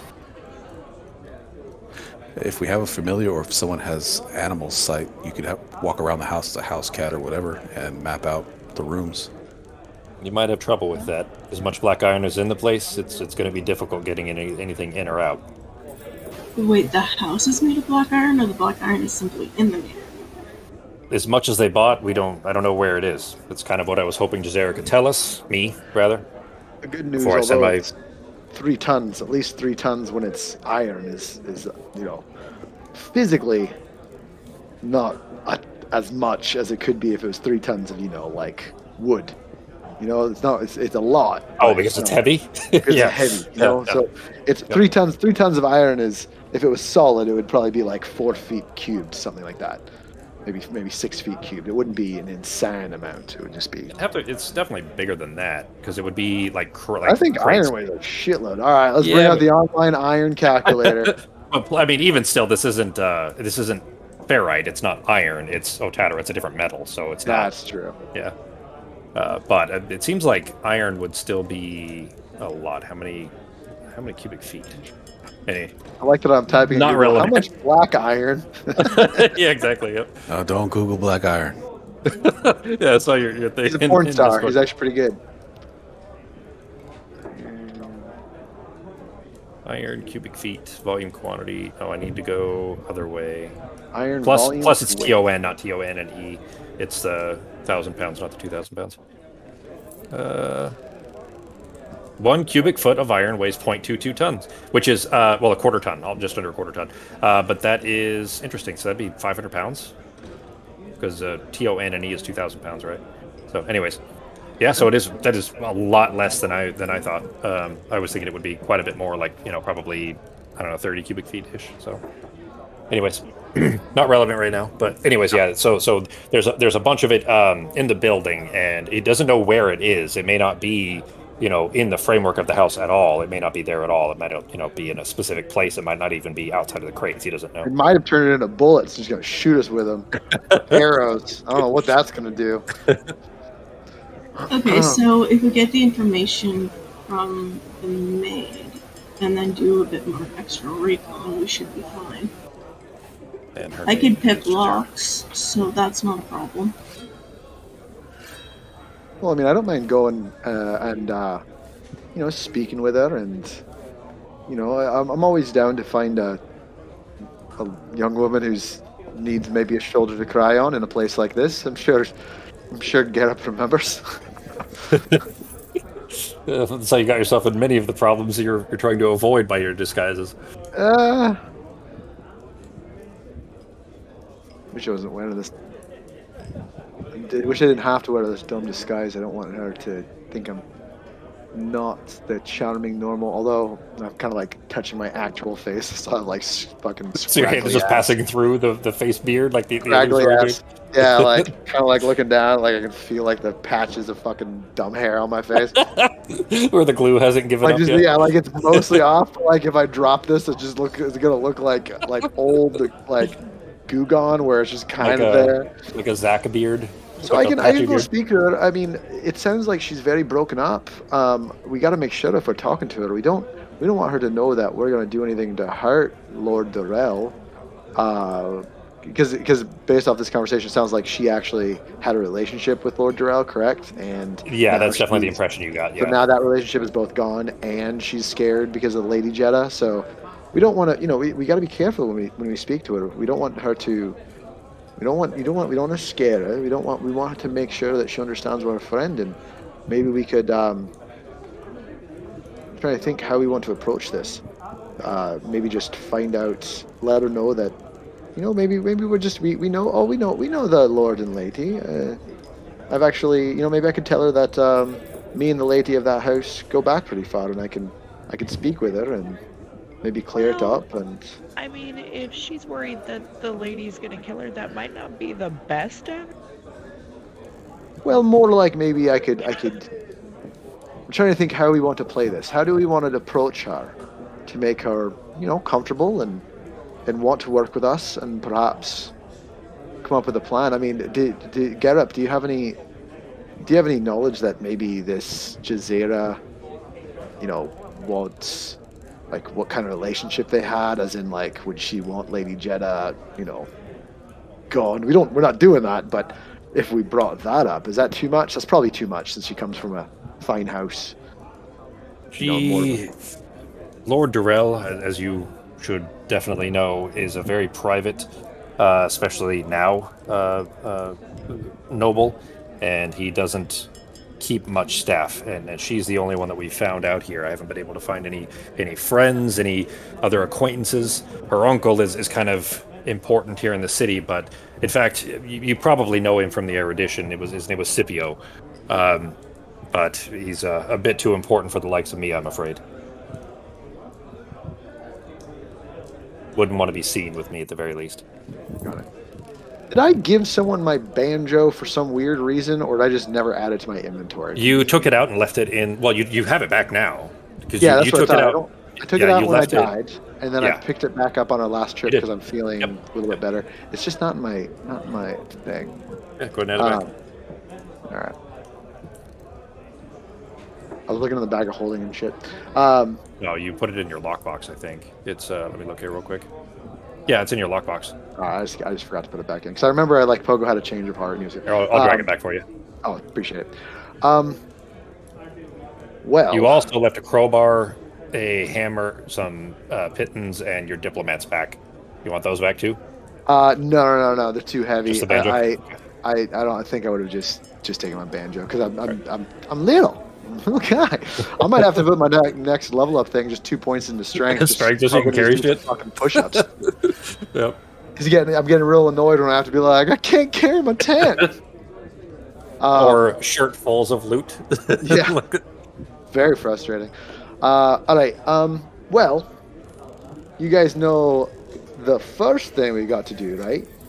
Do you guys know? Am I the only one? Pull out my banjo. I've got to play us all a song. Up And here or down there? I'm gonna go while they're sitting at the table because she's on the first floor, but Yeah, she's she's still like downstairs. within sight of like whatever For stage this him, place has. no. So Damn it! There's two different stages. There's the upstairs one, which is where Garrett was up here. Remember, you guys came in. There was only Avar and Theodore, and then two other guys in the corner. And Garrett was about to like play music for them. There's nobody playing music downstairs. It didn't make any sense at all for him to be up here. You know, if he's a gleeman trying to get money, you know, trying to have people pay him for his performance, he should have been downstairs. It was very suspicious. And I wouldn't even know if there's a stage all the way downstairs yet, huh? There is. Yeah, you walked. I mean, when you came in, you've been in this tavern before. Like you. Know That is this true. place. That is true. Yeah. So everybody, are you heading downstairs then? So I am going to start heading downstairs, but you guys talk a little bit amongst. I'm going to head down to the downstairs stage, and I'm not even going to ask the bartender. I'm going to start just setting up. But you guys have a conversation while I look up some lyrics. So it's going to take me a minute to get all kind of set up. Garrett kind of still standing there. He starts trying to roll up the map. So any further questions about what the job may entail? Is there a time limit on this job? Like how long we have to get this done? The sooner the better. This kind of thing that I get paid more. Let's say the more useful the information is, and if this information becomes useless by taking too long, then I'm out of a sale. So like a couple days to make sure we get it done properly is all right, as long as we just don't put it off. Efficiency and accuracy is more important than timeliness, certainly. If you try this and fail, it would be much worse than just not doing it at all. Okay. But that said, and pardon me if I'm speaking out of turn here, but Pogo had said that you're looking for someone specific. I happen to have that information and could certainly put you on the right track and with all of the tools necessary to locate your friend. So it seems a worthwhile trade to me, at least. Definitely. We need to find our friend. You guys, as you guys are mid conversation, hear like a little kind of start strum of the banjo, kind of coming from. You can't see me, I'm guessing, from this location, but you just kind of hear it. He can, Oh, but you they can see me? can't. Okay. Well, he can see through the floor. Apparently, my head cannot figure out how this fucking bar is all set up. All right, dude. 2 floors, okay, Yeah. stacked on top of each other. The place where the stage is on the upper floor, it's the same place as it is on the bottom floor. He can look through the floor and see you because of him being able to look through the floor. You understand? Can't. Or they can't. Cannot. They cannot. Okay. Nobody else. Yeah, Garrett can because he can see through the floor down through to the same stage that you were sitting near before, except on the bottom floor. I'm gonna ask him how he does that. I'm not going to play banjo. How he can see through the floor. He winks at you. See, my benefactors, my clients, like to make sure that I have all of the appropriate tools for this kind of work, and one was so kind as to enchant my eyes for me. That's awesome. Okay, but what kind of enchantment?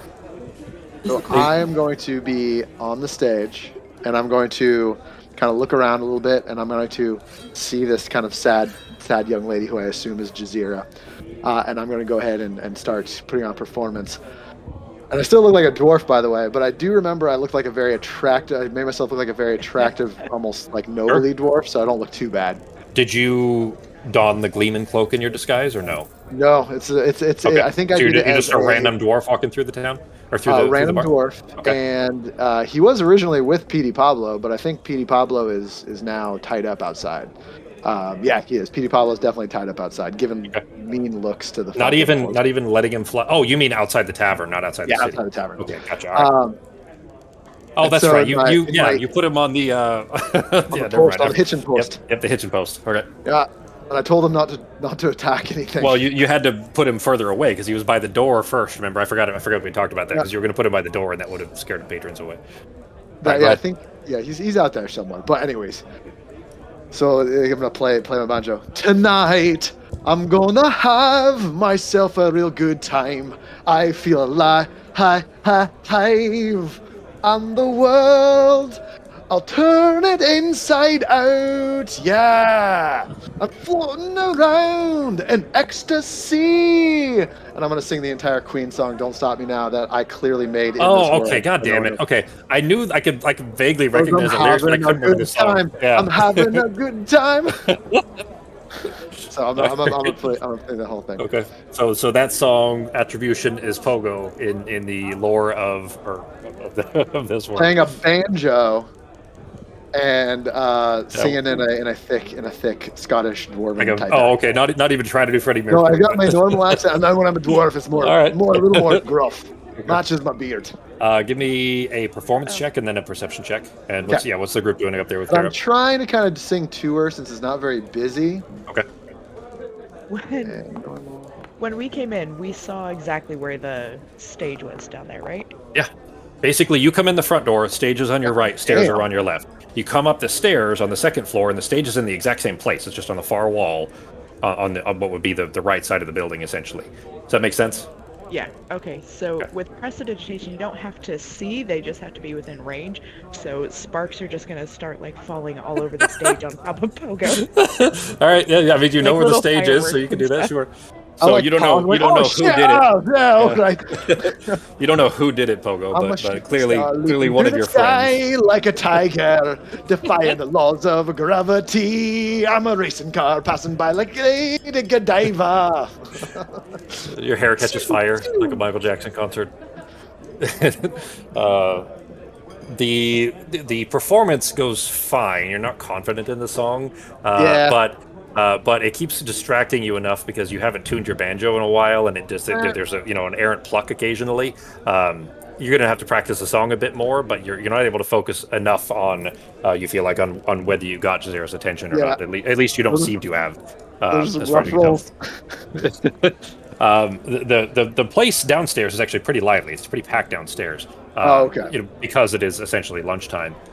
It's not. I mean, not as packed as it will be at night, but certainly a lot of people still.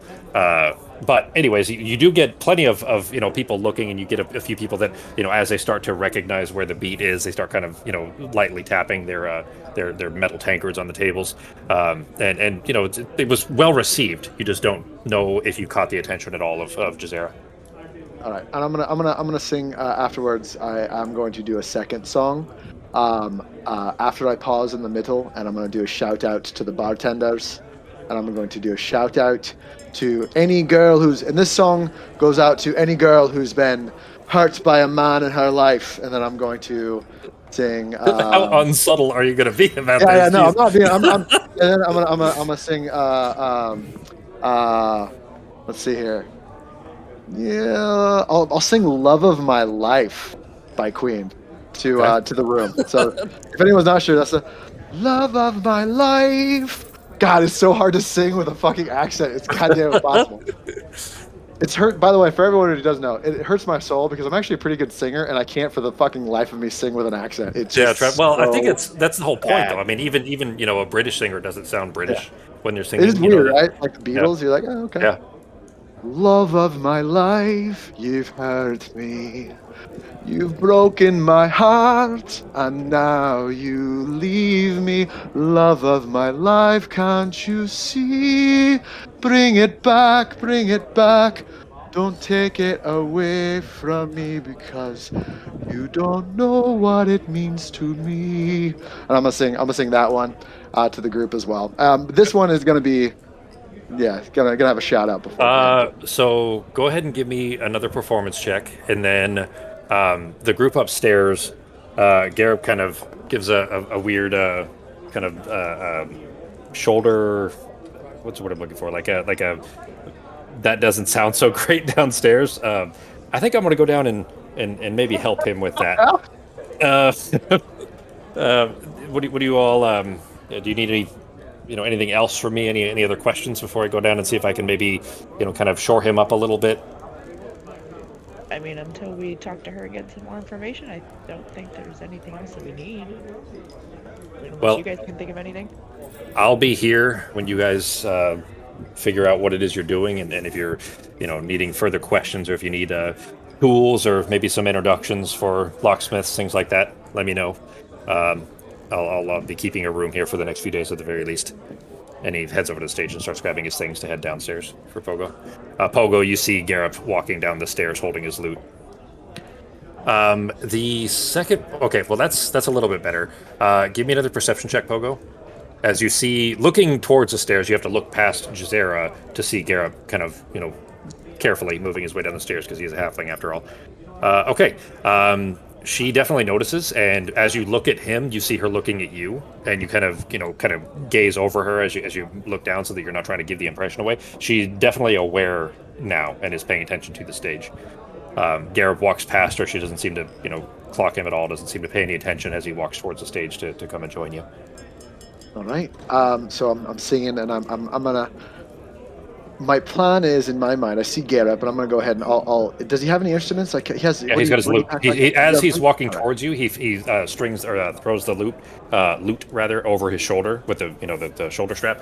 Throws it over his shoulder and begins to strum at it to play along with whatever song you're trying to feel out for what song you're gonna play. Sure. We're gonna kind of do a little music, like an instrumental solo, and I'm just gonna kind of whisper in his ears, like, I'm gonna go speak to her, and I'm just gonna make friends with her here in a bit, and just kind of find out more of her mindset, But after this song, also I'm pretty sure I gotta stay here for free. Look at the bartender, give me the eyes. He's clapping along. He fucking loves this shit. That's generally how it goes anyway. So Gleeman, well, they don't know you're Gleeman. That's fair. So if you just stood up, if you performed really badly, probably not. But a Gleeman always gets to stay for free and free food and drinks. So I'm just kind of doing that. It's doing both things to make sure we can hang out. But sure. After this song, I'll go chit chat with her. Do you want to come with me, or do you want to maybe keep playing and you can keep an eye out and you can maybe listen in, or do I'm gonna hold back. Eyes. If I'm going to be giving valuable information up, I don't really want anybody doing the heavy lifting, No, I mean... That's fair, right? What is the rest of the group doing? I said that's fair. He says that's fair, right? Yeah, nope, works for me. Yeah, I'm probably just gonna stay upstairs, finish eating, and wait. Okay. But when he goes to talk to her, I'll use size senses to kind of get the information, and then I'll make a sketch of the house and okay. Right down. All right. Then you send Sai down the stairs. She's okay. So again, trying to describe the room here. The stairs are behind her. She's facing away from the stairs. She's facing towards the stage, towards where Pogo and Garrett are. So Sai coming down the stairs, she wouldn't notice. Is what I'm saying. Sai's too quiet. Yeah, no, that's the whole point. Yeah. So Sai stepping downstairs. She doesn't, she doesn't clock at all that Sai's even there. And Sai's able to kind of get up nearby the table and under another table enough. How about the rest of the guys? What are you guys doing?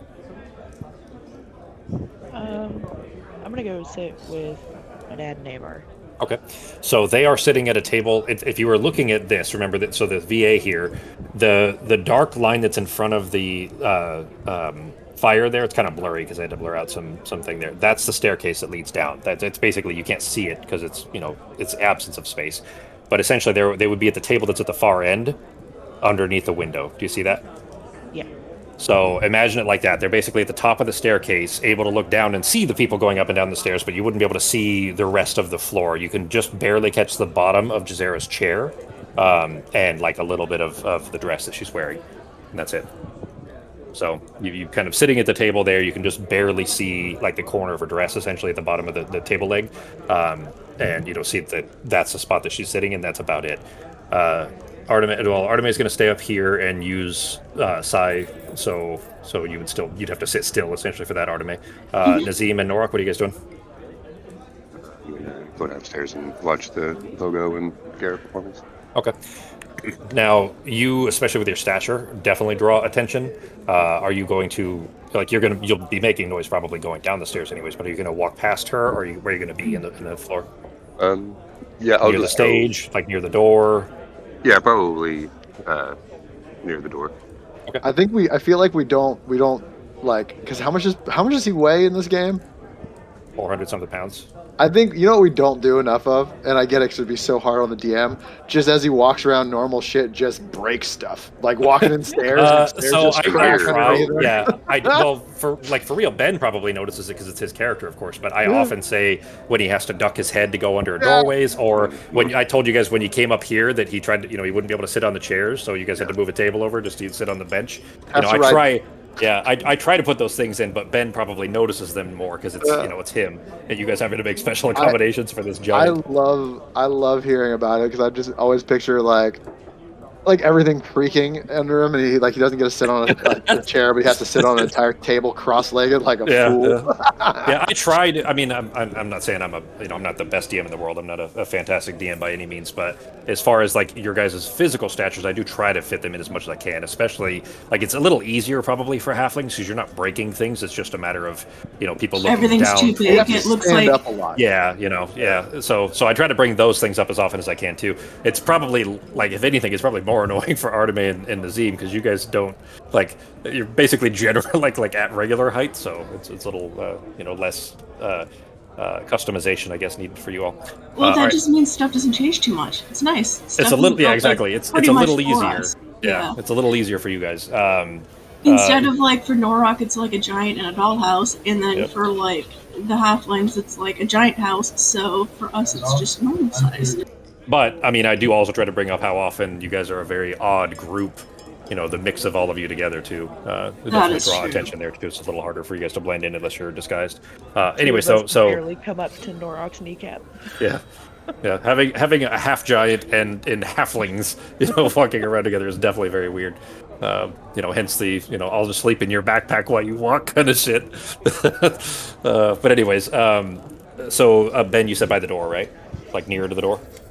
Yeah, closer to the door. Okay. How about Nazim? Nazim is going to stay up at the bar area, just find a upstairs? little corner table, and Okay. have an uncharacteristic moment of humanity. And instead of just ordering some water and bread, he'll do kind of some type of a local juice that they have. Okay. Bread, butter, and a piece of cheese. So in other words, the diet is changing slightly. All right. You ask the boy, the kid that's working here. He brings you what he calls Mountain's Bounty.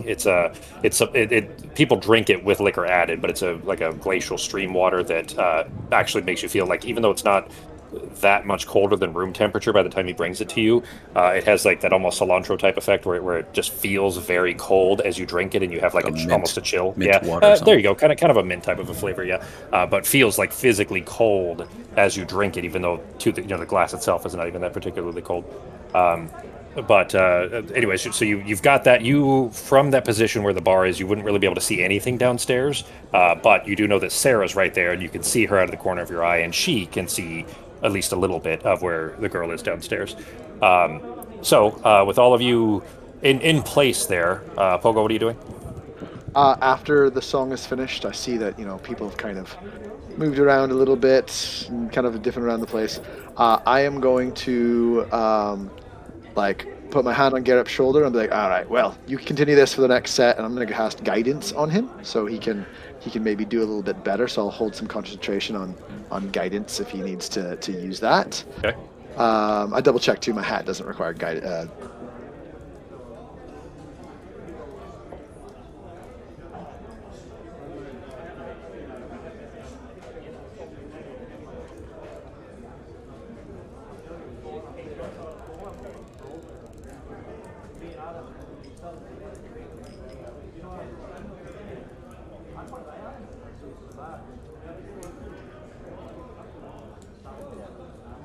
I feel like that's a safe bet.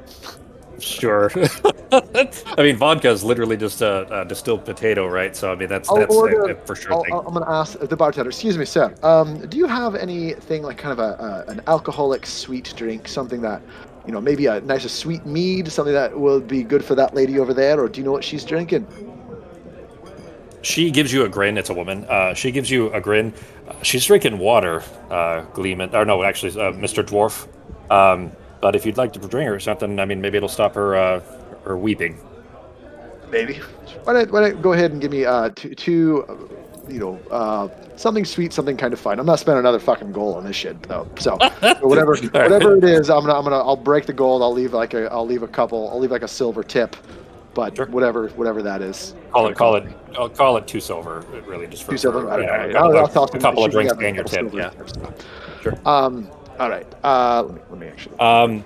Let's see, Norok. Hang on before you do anything else there. Yeah, go ahead and make change. Norok, where would you be paying attention at the moment?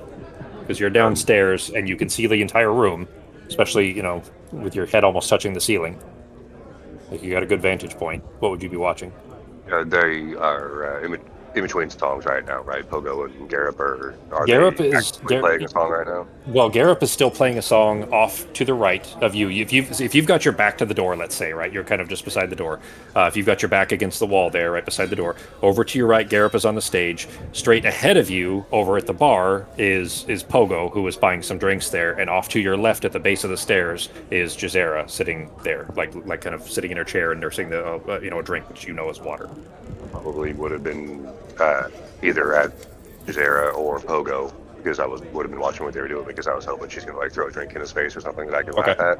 So I would have been paying attention to that scene. And in that case, as Pogo left the stage and walked towards the bar, you noticed that she was watching him as he walked by.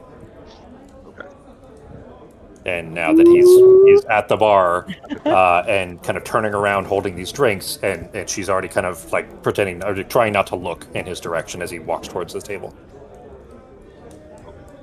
Okay. What are you doing, Pogo? I will take my drinks and I will I'm gonna do a subtle glance around the bar and like as if I'm not obviously know where I'm going. I'm gonna look. Yeah, I like to play coy. Yeah, exactly. Yeah. And, no one's gonna notice what you're doing here. I'm going to the only girl sitting by herself. Yeah. I'm gonna kind of like look at that table and I'm gonna walk up to it. Excuse me, young lady. I'm sorry to do this, but I bought a drink for you. You looked like up right there. Up there. Real quick, because there's an interruption here. Oh boy! As you approach and open your mouth and start to say this, Sarah. Looking down the stairs, kind of hearing Pogo's voice as he begins to speak, there is a bright flash of purple, and you see her dress disappear, and there's a rattle of the chair as the chair settles again, and she's gone. Norok, you saw the flash disappear through the girl, Jazera. Jazera? Yeah. God damn it. So just to tell you guys what happened here, your songs were not subtle at all. They were intentionally obvious, and she saw your approach and teleported. She misty stepped is what she did. Sarah would recognize it, of course. I'm gonna go ahead and move us over here. Did she see through my disguise then? Not that you can tell. That okay. You don't think that's the case. It's more just that you were, like I said, not being subtle about it, and she. Garrett gave you a little bit of a warning on this. This will just be black to you guys for a second. I had to figure out where you guys were going to be because I wasn't sure where you were going to be. So give me a second to get you guys on the map here. Anyways, though, she, as Garrett had kind of given you a slight warning about, she's extremely like paranoid right now that she's being, someone's going to come after her from Lady Jeddah. So she misty stepped her way away out through the window, right next to. I know it's a game, but I feel hurt. I wouldn't say that. It's not that you made an ugly dwarf. It was that. Yeah. Pogo in this moment is very like, what the. Damn. But more. You know what? Here, before you guys tell you guys what happens there, let me go ahead and. How much psychic damage I just take? I wouldn't say that Pogo should be personally affronted, but rather recognized fear, not disgust, but fear in her eyes. I gotta refresh the server. Hang on one sec. And then immediately, just split second later, teleported herself out through the window and outside. Norok actually hears what happens next immediately. Hang on, I gotta turn the volume down a little bit too. But let me get you guys on the map real quick, and then I'll give you guys the details of because a bunch of things happen all at once here. It's going to be a little weird since some of you guys are still upstairs. So Sarah, Arteme, and Nazim are still upstairs. Norok, I'm going to put you basically. Okay, so you guys should be starting to see yourselves on the map now, right? Yeah. All right. So save all my shit that I have open here. You shouldn't need to refresh. You should. Do you guys see yourselves now without having to refresh? Oh, I have a bunch of like notes. And I shit. don't see myself, but I see the map. The whole thing? Mine just came up a little bit. Okay. I see me. We are on a roof. You're on the right side. Yeah. Well, you're not actually on the roof. The thing is, you guys are inside the building there. So yeah, go ahead and refresh if you need to, guys. I can see. I'm just on the roof. So sure. Oh, you have guidance up. That's right. It's gonna be a chase, guys. She definitely was running. That's for sure the case. So chase probably isn't out of the question. Depends on what you guys can do and how quickly you can catch her, I suppose. But I mean, we'll figure out where she lives, guys. Don't worry. Well, so because Norak was right by the door. Wait, where she is or where she lives? You say lives? Yeah, we'll find out where she lives. It'll be fine. We'll figure out. We'll go talk to her parents. That's extra creepy. So, Norak, because you were right by the door, I'm going to go ahead and just move you out. Like, well, you would go out, I assume, G? Yeah, you said I could hear, like, running. I heard footsteps, right? Like, a second after she disappeared, I heard somebody running right outside the door or something. Well, not just that. So all of you guys are able to hear this because the windows are open, and basically leading out over this kind of almost market square type area. But she disappears. There's a flash of purple that kind of illuminates up the stairs that Sarah, Nazim, and Arteme all see. And then there is the sound of wood crashing and a lady screaming, not her, like it sounds like an older lady screaming. And she's like, there's it's clear that she didn't land where she intended to. And Norak, looking out through the doorway, you see an apple cart, like a fruit cart, overturned, and apples and oranges, fruit just spilled out all across the ground. And you see her kind of pinwheeling and trying to catch herself as she's trying to keep from falling over. And she kind of stands upright and begins to run to the southwest. I'll go after if I can. Okay. Go ahead and everybody give me initiative here. Okay, did you say the windows were open, like upstairs windows were open? We could hear them? Yeah. Yep. All right. Yeah, they're all open. Hope the bartender didn't see me get fucking shot down this hard. Hey, well, at least you're pretending to be not Pogo, so you're not losing Pogo's reputation. Says no active combat encounter yet. There you go. There you go. Now you should be able to. Oh, my combat? Oh boy. Come on, computer. Be cool, bro.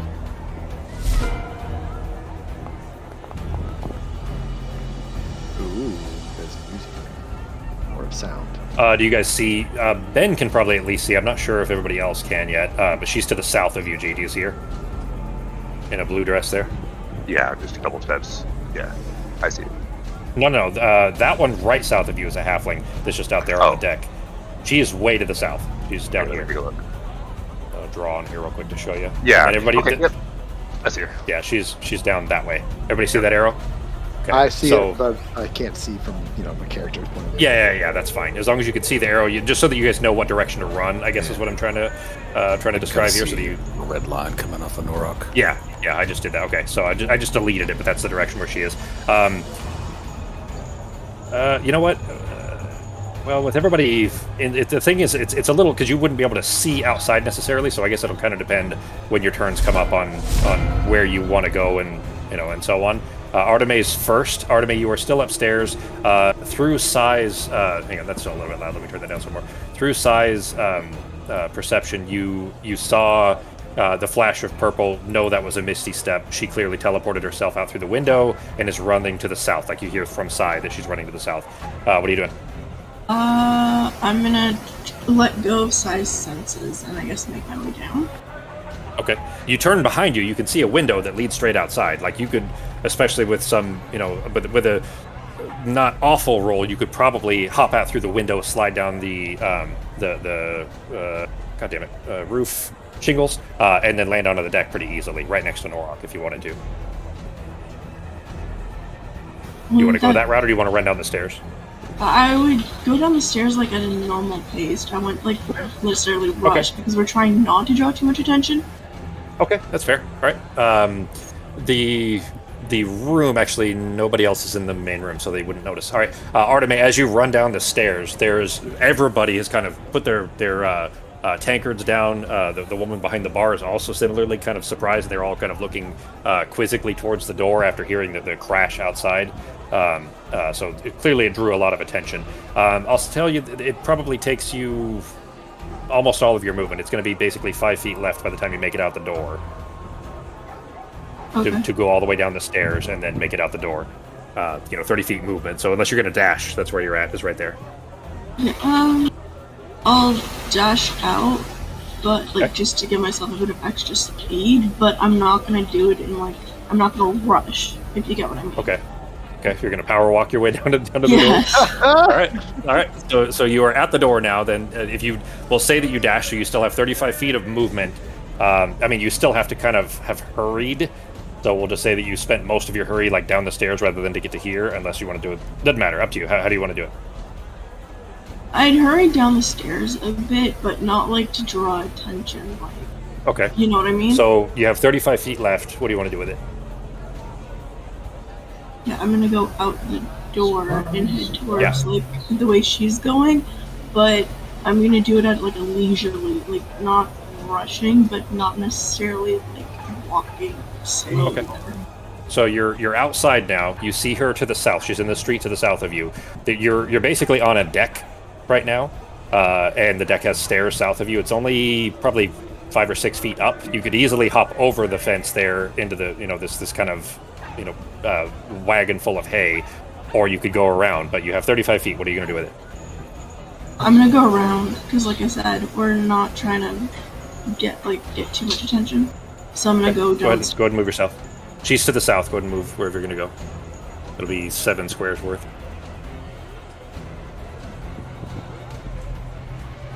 Olga, you're up next. Ready. Jump from that stair to the other one down there. Okay. All right. Cool. All right. So that's an easy hop. So you can basically get to there with 7. Does that work for you? Yep. Right. Any bonus actions? So obviously, action was to dash. So any bonus actions? No, but I'm gonna have Sai come with me. Okay. Go ahead and drag her onto the map there. You should have the ability to do so, I think. If not, let me know. All right, Pogo, you're still concentrating on guidance? I am. Don't know why I rolled that in a second. I am going to. I assume I would have heard this too. The sound that everyone looks to. Oh, for sure. She was right in front of you, so you heard the crash outside. Yeah. Yeah, I'm immediately going to start, and I'm on the first floor, correct? You are. It's 10 feet from the door, from where you're at. I'm immediately going to start running to the door and just, oh shit, my pants! Oh, this dwarf shit his pants! Just going to start running. Oh shit! Okay. So that's what your deception check is for. You want to make sure they believe that you shit your pants. Yeah, that's my deception roll. Okay. All right. Well, you are out the door. So. Okay, Fox. I'll do it for you. And then I'm going to run out the door, so 25 feet of movement. And then I am going to use my bonus action with my magical bracers to dash as my bonus action. So I'm going to get another 25 feet, and I should be able to see the back of her dress by then. Yeah, from where you're at, yeah. She's to the south of you. You can just barely see her, right? Yeah. Still bright sunny day. It's only maybe 12:30. There's a bunch of people. There's still people everywhere, right? There's people everywhere. People everywhere. Yep. In fact, actually, you see a few city guards. You see a city watchman to the west of you there, yeah, that's it. Yeah. You see some people around, and then a couple of city watch at the moment. I'm going to, when I see the city watch, I see them on the map here in the hallway. I'm going to slow down, do a power walk, okay. and kind of power walk past that area. Do the guards notice me? I did just yell. Well, the guard that you see straight ahead. I'm holding my ass just in case they heard me. I'm about to get home.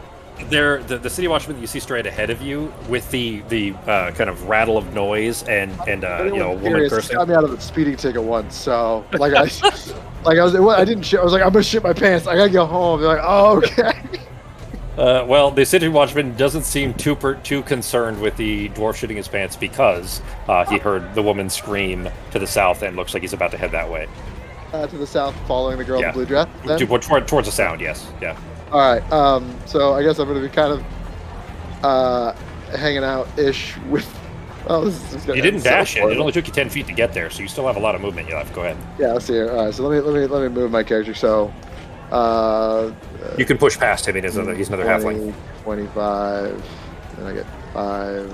You can leap over that if you want to. It is 5 feet down. I am still. Oh yeah, I thought I was like underneath it or something. I'm definitely gonna leap down it. Okay, there you go. Oh, here I'll drag you over. That's fine. Go ahead. Yep. And then so the guards basically turned to me, and he's going the same direction. So that's the second one. There were 2. This one is also looking to the southwest down there where you heard the noise. Yeah, they haven't moved yet.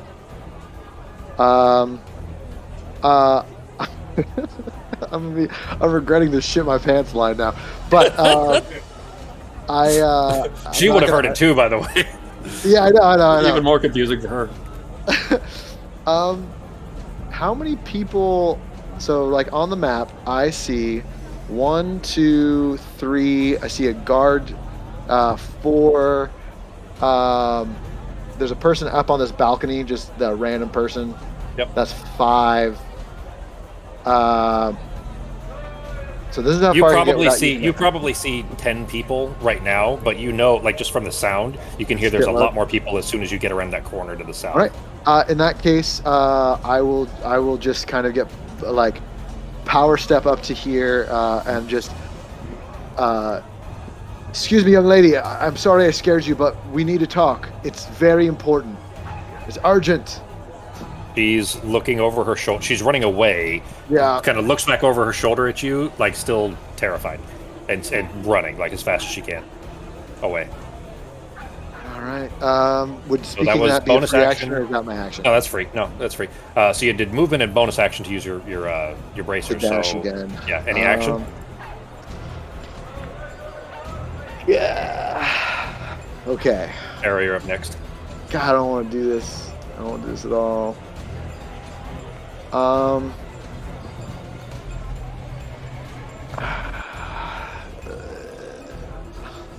just gonna use my action to catch up to her.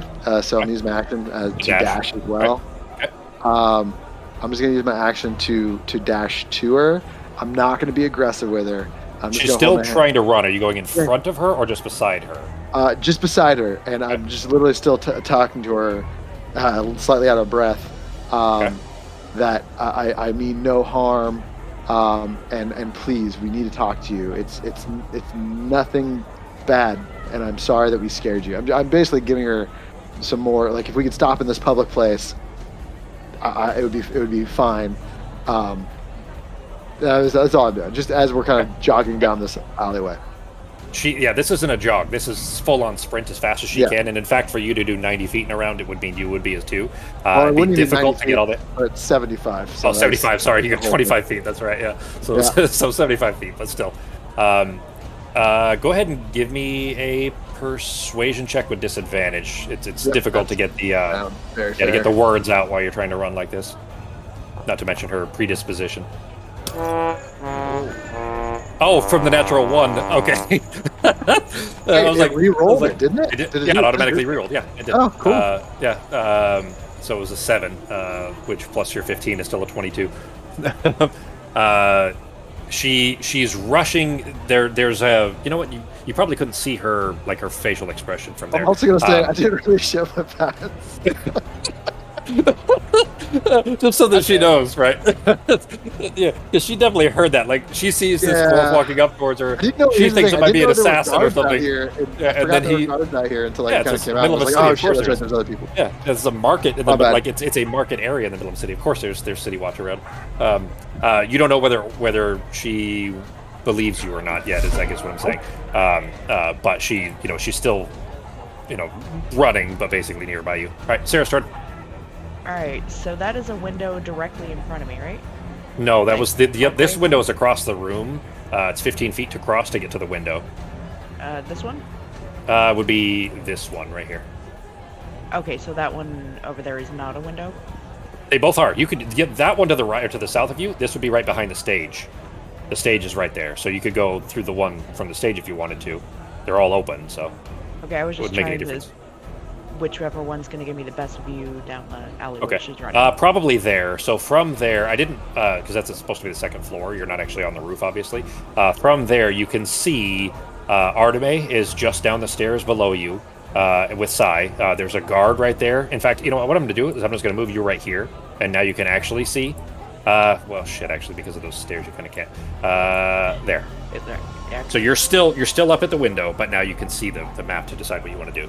Alright, first I'm going to send Noctua just to follow her so we don't lose her Okay. in the crowd. And then I'm going to just send a message straight at her. Look, we don't want to hurt you. We just needed to talk to you and get some information. If you're worried about the lady hurting you, we might be able to help try and keep you safe. We really just want to talk. And then I'm going to hop on the broom and just float down next to Arteme. Okay. All right. Then, yeah, that won't take much of your movement at all. In fact, to get by her out of the window like that, like 30 feet, maybe 20 feet, 25 feet. Noctua, she moves on your turn anyways, so what's her fly speed? Let's see. 5 feet? Owl. That can't be right. No, that's walk speed. Yeah. Let's see. Owl flight speed. Probably 60 feet, 80 feet maybe. I guess it's 40. 40 seems low for flight speed. 60 feet, yeah. Yes. So she can definitely catch up easily to be over, flying over near Pogo and Jazera. All right. So you fly down with the broom then, right beside Arteme. Any... Go ahead. No bonus action, but I'm going to drop off the broom and just put it on my back. Okay. All right. Then you set down on the ground, and that brings us to Jazera. Let's see. What is hers? What would it... Maybe... It seems like it should... Well, it wouldn't matter because she's not proficient, so it wouldn't make any difference. Let's do that. Just be a flat D20 anyways, I guess. Could I parkour from where I'm at? You can certainly run try. to the window. Yeah, I mean, you could exactly. You could run to that window, which would be right. Well, there's windows above. You're coming up here in just a minute, Sako. You could basically jump out of the window. Yes. And I mean, basically, if you get to the window, you'll be able to see that you can jump out of the window and then slide down the shingles and then down onto the deck, right where Norrock is. All right, but it is Jazera's turn. She looks over at Pogo as Pogo is trying to, convince her to just stop for a moment, and she's still kind of almost pinwheeling, like still trying to catch her balance as she knocked this cart of apples all over the ground here. She looks over at Pogo and starts to slow herself, and then you see her react, and you're not sure why, but there's a quick jolt. Sarah, this happens right as you try to message her. There's another flash of panic in her eyes, and then she teleports away again. Oh, come on. Let's see if I can find it here. There it is. Consume spell slot, and she teleports Somewhere. Oh, that was too far. Spells, Misty Step. It's just Misty Step. It's only 30 feet, so it's not super far. She just teleports over there. She's gonna get herself in some fucking trouble with these Juthrans if she keeps doing that shit. Well, it's funny you should say that, because if you step one step further south, Fogo... Oh no, I can see them. Okay, all right. I wasn't sure if you could actually see them from there. What's funny is I'm really glad I did not do the action I was planning on doing. It would have been. Oh, really? Because you hadn't gone around the corner yet? Yeah. So she disappears and then reappears not far. I mean, 30 feet in a battle is huge. 30 feet when you're running away from somebody, that's nothing. Like she's just slightly further into this market than she was previously as she teleports there. But there is an immediate shout of surprise as all the people around. Obviously, there's already a lot of kind of panic with the turned over apple cart and everything. But she inadvertently teleports straight into a group of Juthrans right around the corner, who all immediately spin in place and are clearly now aware of what she's just done. Keep in mind, magic isn't necessarily illegal or anything, but they do take notice, and they would definitely be investigating, I guess is how I'd put that, at the very least, to make sure that she's properly trained and so on, which you don't know whether she is or not. But that is... Actually, no, sorry, that was just her teleport. She still has her movement, so... you know what? She's going to have to spend half her movement to try to kind of jump over all this shit so that she's not within opportunity attack range for them. So 5, 10, 15, 20, 25, 30. She can only get to there. Trying to get over shit. Not half her movement, rather, but trying to kind of push over the stools and shit to not get within range of the pacifiers. That brings us to Norok. I'm going to head south, and I'm going to... Oh, Ben, you can actually see a Juthran pacifier to the northwest of you. You see him? Oh, yes. Yeah. Okay. Just so that you actually... I forgot, actually, that you were there, and there was one nearby. Pogo couldn't have seen it, but you could, so go ahead. You don't need to do anything with that. I was just pointing it out to you that it was there. All right. Yeah, I'm just going to head towards Pogo, and I'm just going to do like a little jog, and like shadow boxing, like looking like I'm just going for a little exercise run. Like you're wearing weighted ankle, ankle straps things. Pull my hood up over and pull the strings down on it, start shadow boxing while I'm running a little bit. A pink hoodie and riding next to a big black guy on a bike. Yep. Exactly. Anybody else get that reference? Or just I know Ben would, but anybody else? Oh yeah, Mike Tyson. Yeah. The old Punch-Out video game. All right. So you're just running south then? Yeah. I'm assuming if I dashed, I could probably make it to where it's like down over here, right? 5, 10, 15, 20, 25. If you hop over this, you'd be right north of Sarah for 20 feet. Okay. So 20 feet would get you right there if you wanted to. Cool. All right. What do you want to do with the rest? All right, then I'm just going to go around her and just continue going down this way. Okay. I'm assuming I could probably make it here, like if I dashed, right? Easily, yeah. Okay. And I'm just gonna probably wait there. So that way there's not a big you're at giant 65. Okay. Yeah, I'm just gonna wait there so that way Pogo can go out first, because me, even jogging, running out through there, they're probably gonna take more notice. So I'm just gonna wait there. So that was action. Any bonus actions? No. I'm just gonna keep an eye on. I can see those Shuthrans over there now, right? From where I am. Can I see those guys? Okay. Just kind of keep an eye on what's happening since she's right over there with them. All right.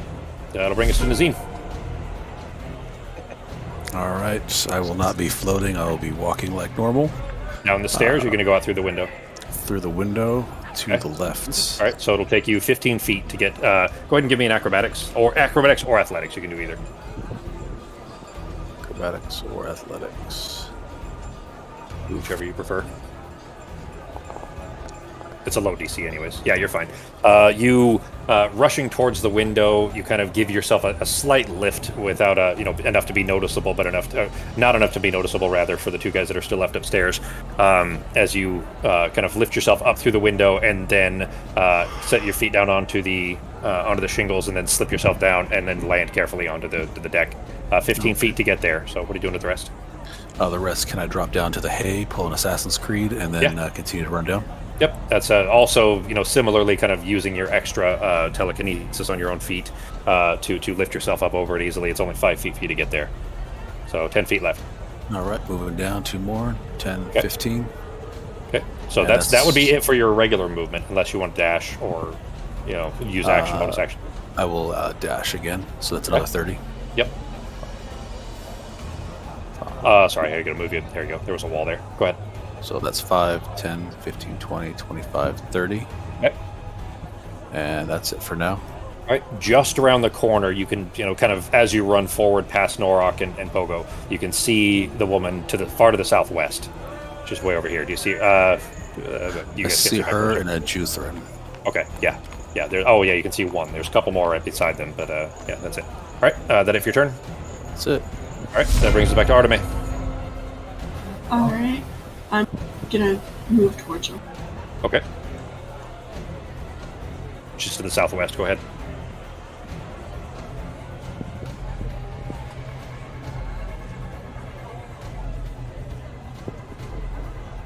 You can get around them. Noctua is in the way, but you can move around Norok there. That was. Yeah, I'm just trying to figure out which one's her.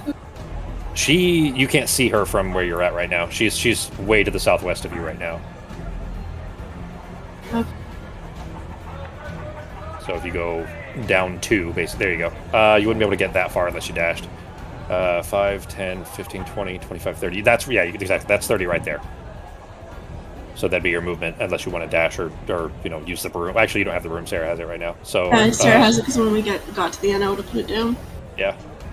So you're right there right now. You can dash, or use your actions, bonus actions, if you want to do. She's to the southwest of you. You see the barrel to the west, like the statue in the barrel? Yeah, I see where she is. Okay. I guess there's not really a good way around to where she's headed either. Pretty much through everybody, yeah. The deck that's to the south of you, that is another, like a little restaurant deck. You could kind of clamber up over that and then run west, but you'd still be still having to run west either way. It'd just be a matter of how close you get to the Juthrins when you do it. I'm gonna try to avoid them as much as possible. What do you want to do? Is there a way around the building to where she's going? Probably. You can't see that far, but it probably, it looks like an alley goes back that way. There probably would be. But you would lose sight of her for sure, because you'd be having to run, kind of the opposite direction and then around the building.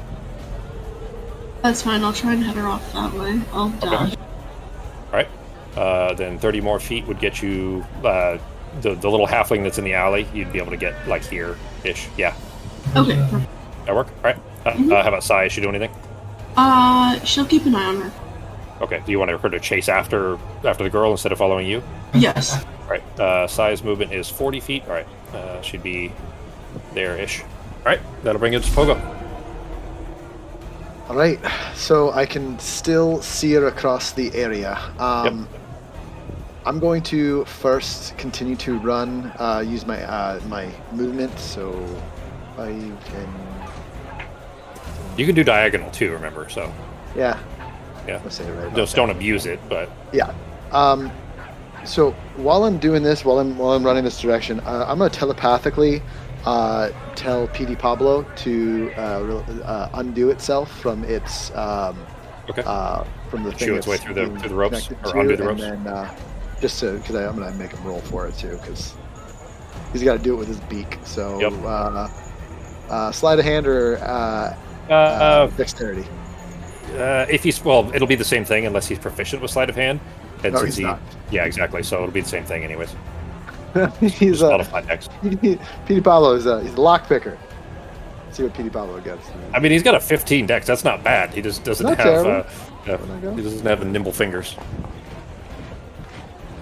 Just barely enough. Like he tears through it. It's going to probably cost a little bit of his movement for his turn.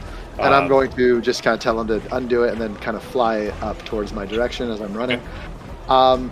I'm going to stop here, and for my action, I'm going to. I mean, people are probably kind of looking around, but I'm just going to kind of, raise a hand, and I'm going to pull out my ocarina. And I am going to play. I'm going to kind of focus on the girl. Now, here's the thing. When I play the ocarina, it doesn't say. Is it obvious that it's creating a magical aura or something, or do people just think I'm playing an ocarina? Well, depending on the effect you place on them, they might notice that. But as far as just playing the music, they don't know. That doesn't. So I'm just going to focus on one person, and I'm going to use. Make sure it's. Friendly Pop. Okay. It takes 5 charges. Let me click it here. Did I literally name something Friendly Pop? Yeah. No. Look, it's the most of the way down. It's called Friendly I did. Pop. I fucking named something Friendly Pop. Jesus. They have to do a saving throw of DC 18. Okay. And I'm only. Who are you trying to cast it as to? Oh, just on her. Okay. Just on her. Okay. And I'm just kind of looking at her, but I'm not really focusing. I don't want to pull a lot of attention. Okay. And your goal was to not for the Juthrins to not recognize you're doing something magical, right? That was your intent. Yeah. Maybe I'm just playing my thing. I'm wondering if maybe they're more looking at her since she just did that thing. They definitely are very much focused on her. Is the look that you get? They're not looking in your direction at all. So I do have a quick question here. It lasts. For 1 minute or until the song ends. So just describe the song. So in the song, while I'm singing, that's what I'm curious about. I'm sorry. It's so I have to tell her to do something, but it ends as the song ends. So is this like a little bit of a gray area where I can kind of? No, it's not. It's not like the song is 3 minutes. You can keep playing it as long as you want. You can make the song an hour if you wanted to. So like while I can basically stop for a second to give her commands and then keep playing. That doesn't cancel the spell. Does that make sense? Like you have to keep you wouldn't be able to speak during that time. So that's what I'm concerned about. It's I guess you know what okay. I would say that you could sing it. You could sing it as yeah. I would say that you could sing it as lyrics to the song. You know what I mean? And then you can still kind of essentially communicate, but it wouldn't be the same as just having a conversation while still playing. Does that make sense? Yeah, because I was reading, I was like, well, how am I supposed to? It's a 1 minute or until the song ends, but I can't give them any commands if I'm playing the fucking. Yeah, we'll just say that it's part of the song. That you just make it part of the. So I'll just have some lyrics in the song, and they're just gonna say, "Come over here, hang out with me." Oh, that'll make it an extra fun challenge for you if you're having to like get the lyrics. All right. Okay. She failed it, by the way. She failed to save, so. Okay. Yeah, I'm on public roll, so you guys should be able to see it. All right. So for friendly pop, while the creature is charmed in this way, it attempts to perform any services or activities you ask of it in a friendly manner to the best of its abilities. All right. So she did fail.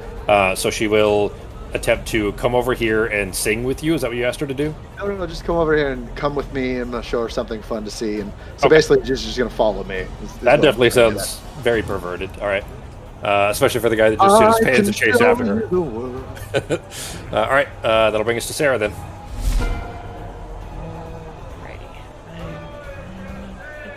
You do have the broom if you wanted to hop back on it. Up to you.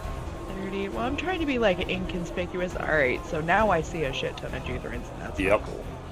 And you do know there's actually Norok knows there's more in the area, so it doesn't mean he's necessarily told you that, but he does know. Also, real quick, I'm going to use my bonus action. I was just going to get closer to her. Oh, sure, yeah, go ahead. I'll meet her with your fleet-footed thing, yeah. Mm-hmm. Okay. Yeah, you can still run while you're singing, so. Do they, when I look at the Juthrins, do any of them have any of those lantern things on them? Would you be able to see it from there? We're ruining the Juthrins' little day out. They're just trying to go out and buy some apples. They were literally just shopping. Yeah, there's a rectory here in town. They were out to buy lunch or something, whatever they wanted here in the market. But yeah, they were not intending to, you don't get the impression anyways, let's say, that they were out looking for anybody. I don't think you can see him very well from where you're at, Sarah. There is one that almost certainly does. Right. So I'm just going to step behind Norok and kind of like kick him in the leg and be like, kneel down for a sec. And when he does that, I'm crawling in his backpack. Okay. All right. Jeez. How many times does poor Norok get abused for, you be furniture for a little bit, or you be a beast of burden for a little bit, or you go smash that. Sarah is not getting arrested again. For just being who she is, because she hasn't taken her test yet. Yep. So, yeah, no, I'm not going to use any magic. I'm just going to sit in there, and I'm going to look through Noctua's eyes, so I'll use her senses, since I'm being carried, and I'm just going to hold the envenoming dagger in my hands and use my action for the poison. Okay, all right. Then you press the little gem, and it begins to drip the poison, being careful to not drip it on yourself. You can move Noctua. It's 60 feet for her, so where do you want her to go? She's going to continue following. She's keeping an eye on Pogo and... Okay. Go ahead and move her. Jazera. And that'll bring us to Jazera's turn. She's one to the left and up of you, right next to Norok. There she is. That'll bring us to Jazera then. Jazera, looking over her shoulder, seeing the Juthrins kind of turning in her direction, and almost like they're just dropping everything and beginning to kind of rush towards her. In fact, one of them points and shouts recreant, which Sarah knows that word, but I don't know that anybody else does. Whoops. Well, it's common anyways, it's fine. That would be in Vindian, it wouldn't be her, but that's fine. Anyways, she, kind of looking over her shoulders, and now even, yet further panic from Pogo. Let's see. She is going to rush around the corner from Pogo. Just follow my thing. She's still. She does. She's not. Well, she would teleport away. She's terrified, but she's charmed enough that she can't leave what you told her to do. So she's rushed around the corner trying to kind of evade the Juthrins, but still, near you. She's basically right there. Like you can see her, I think, from where you're at, right? Yeah. So you're kind of between her and the Juthrins now, as she runs over there, and she shouts to you, "We have to run! They'll catch us both. We have to go." So glad I got Petey Pablo from up at. He's my boy. Yeah, so you can see him, right? Yeah, I can see him. He looks cool, by the way. That's a cool little addition. What? Looks like he's actually flying up in the air, like with the. Yeah, whatever. I put those on you guys all the time. Well, you don't fly that often. I put those on Sarah and Artemis all the time. Little filters to show that they're, floating or on the broom and things like that.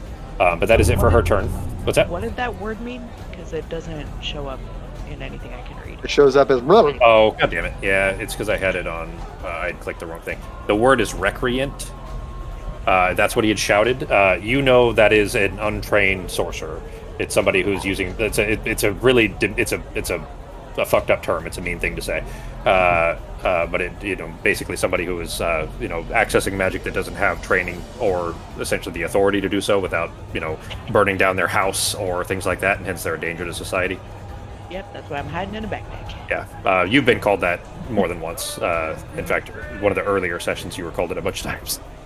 Anyways, the Juthrins, though, I put them on. I only put one on here because they're all going to act at the same time.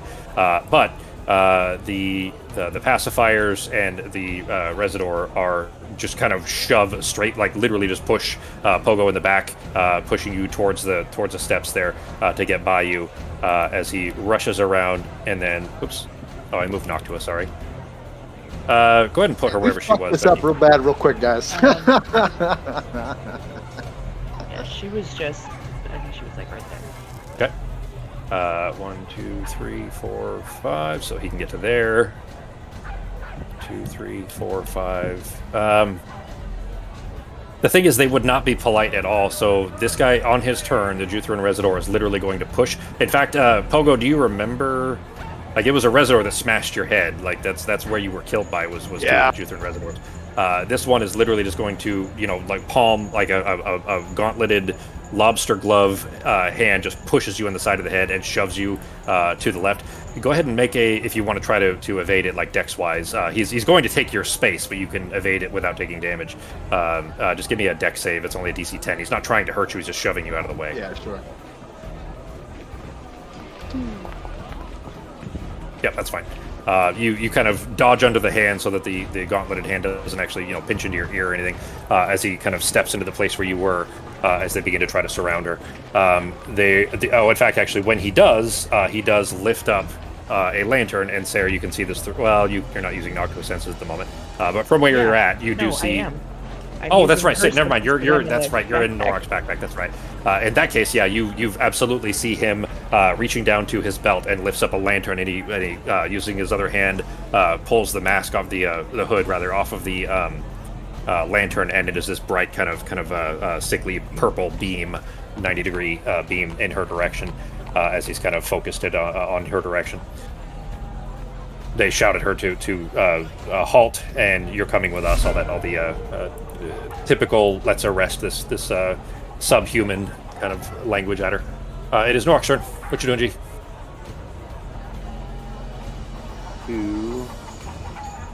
Moving closer.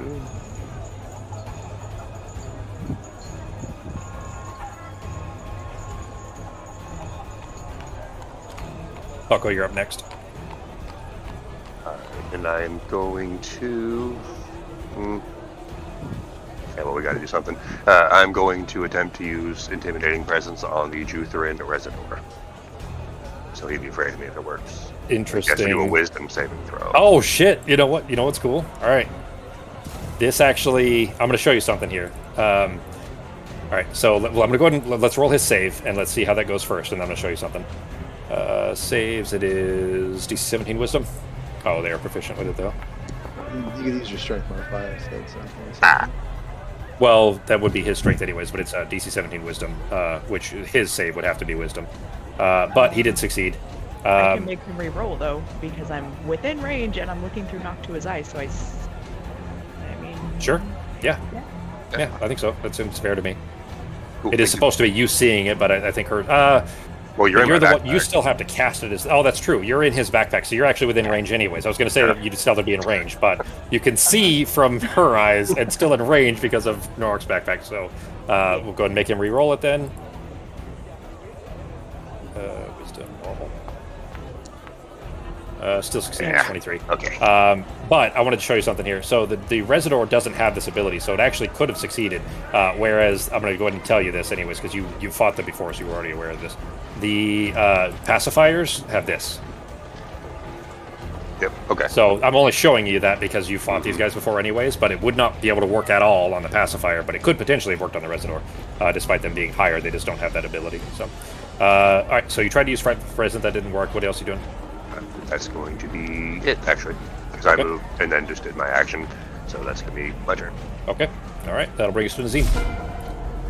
All right. So, how hard do you want to go on these guys? Do you want to just kill them all in front of everyone, or you want to figure something out? You are surrounded by city guards. Murder is not a good thing to do in the city, so up to you guys, but just keep that in mind. It's up to you, because I don't think in this situation you're going to have time to ask us. You do you, bro. All right, I'm The thinking. question is, how are the Juthrans allowed to arrest people if they're not the city guard? Like, so what, people have never fought against the Juthrans in the city of them trying to arrest somebody and actually kill them?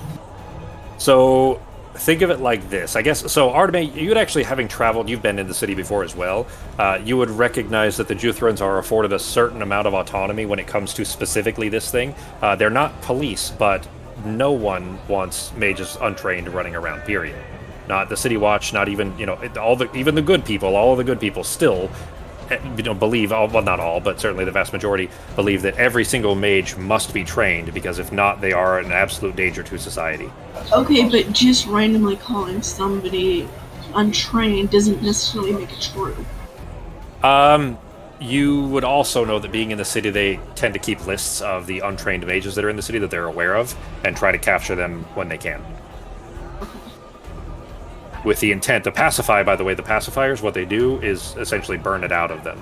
So you can neutralize it, you can neuter somebody magically, so that they are no longer able to access the arcane sources at all. Why not just train them? Well, they can, but training is expensive, and they don't train people. But if if a person doesn't have the money to go to the Tower at Hyrith, for example, the Tower of High Sorcery for training, which is not cheap, then what choice do they have?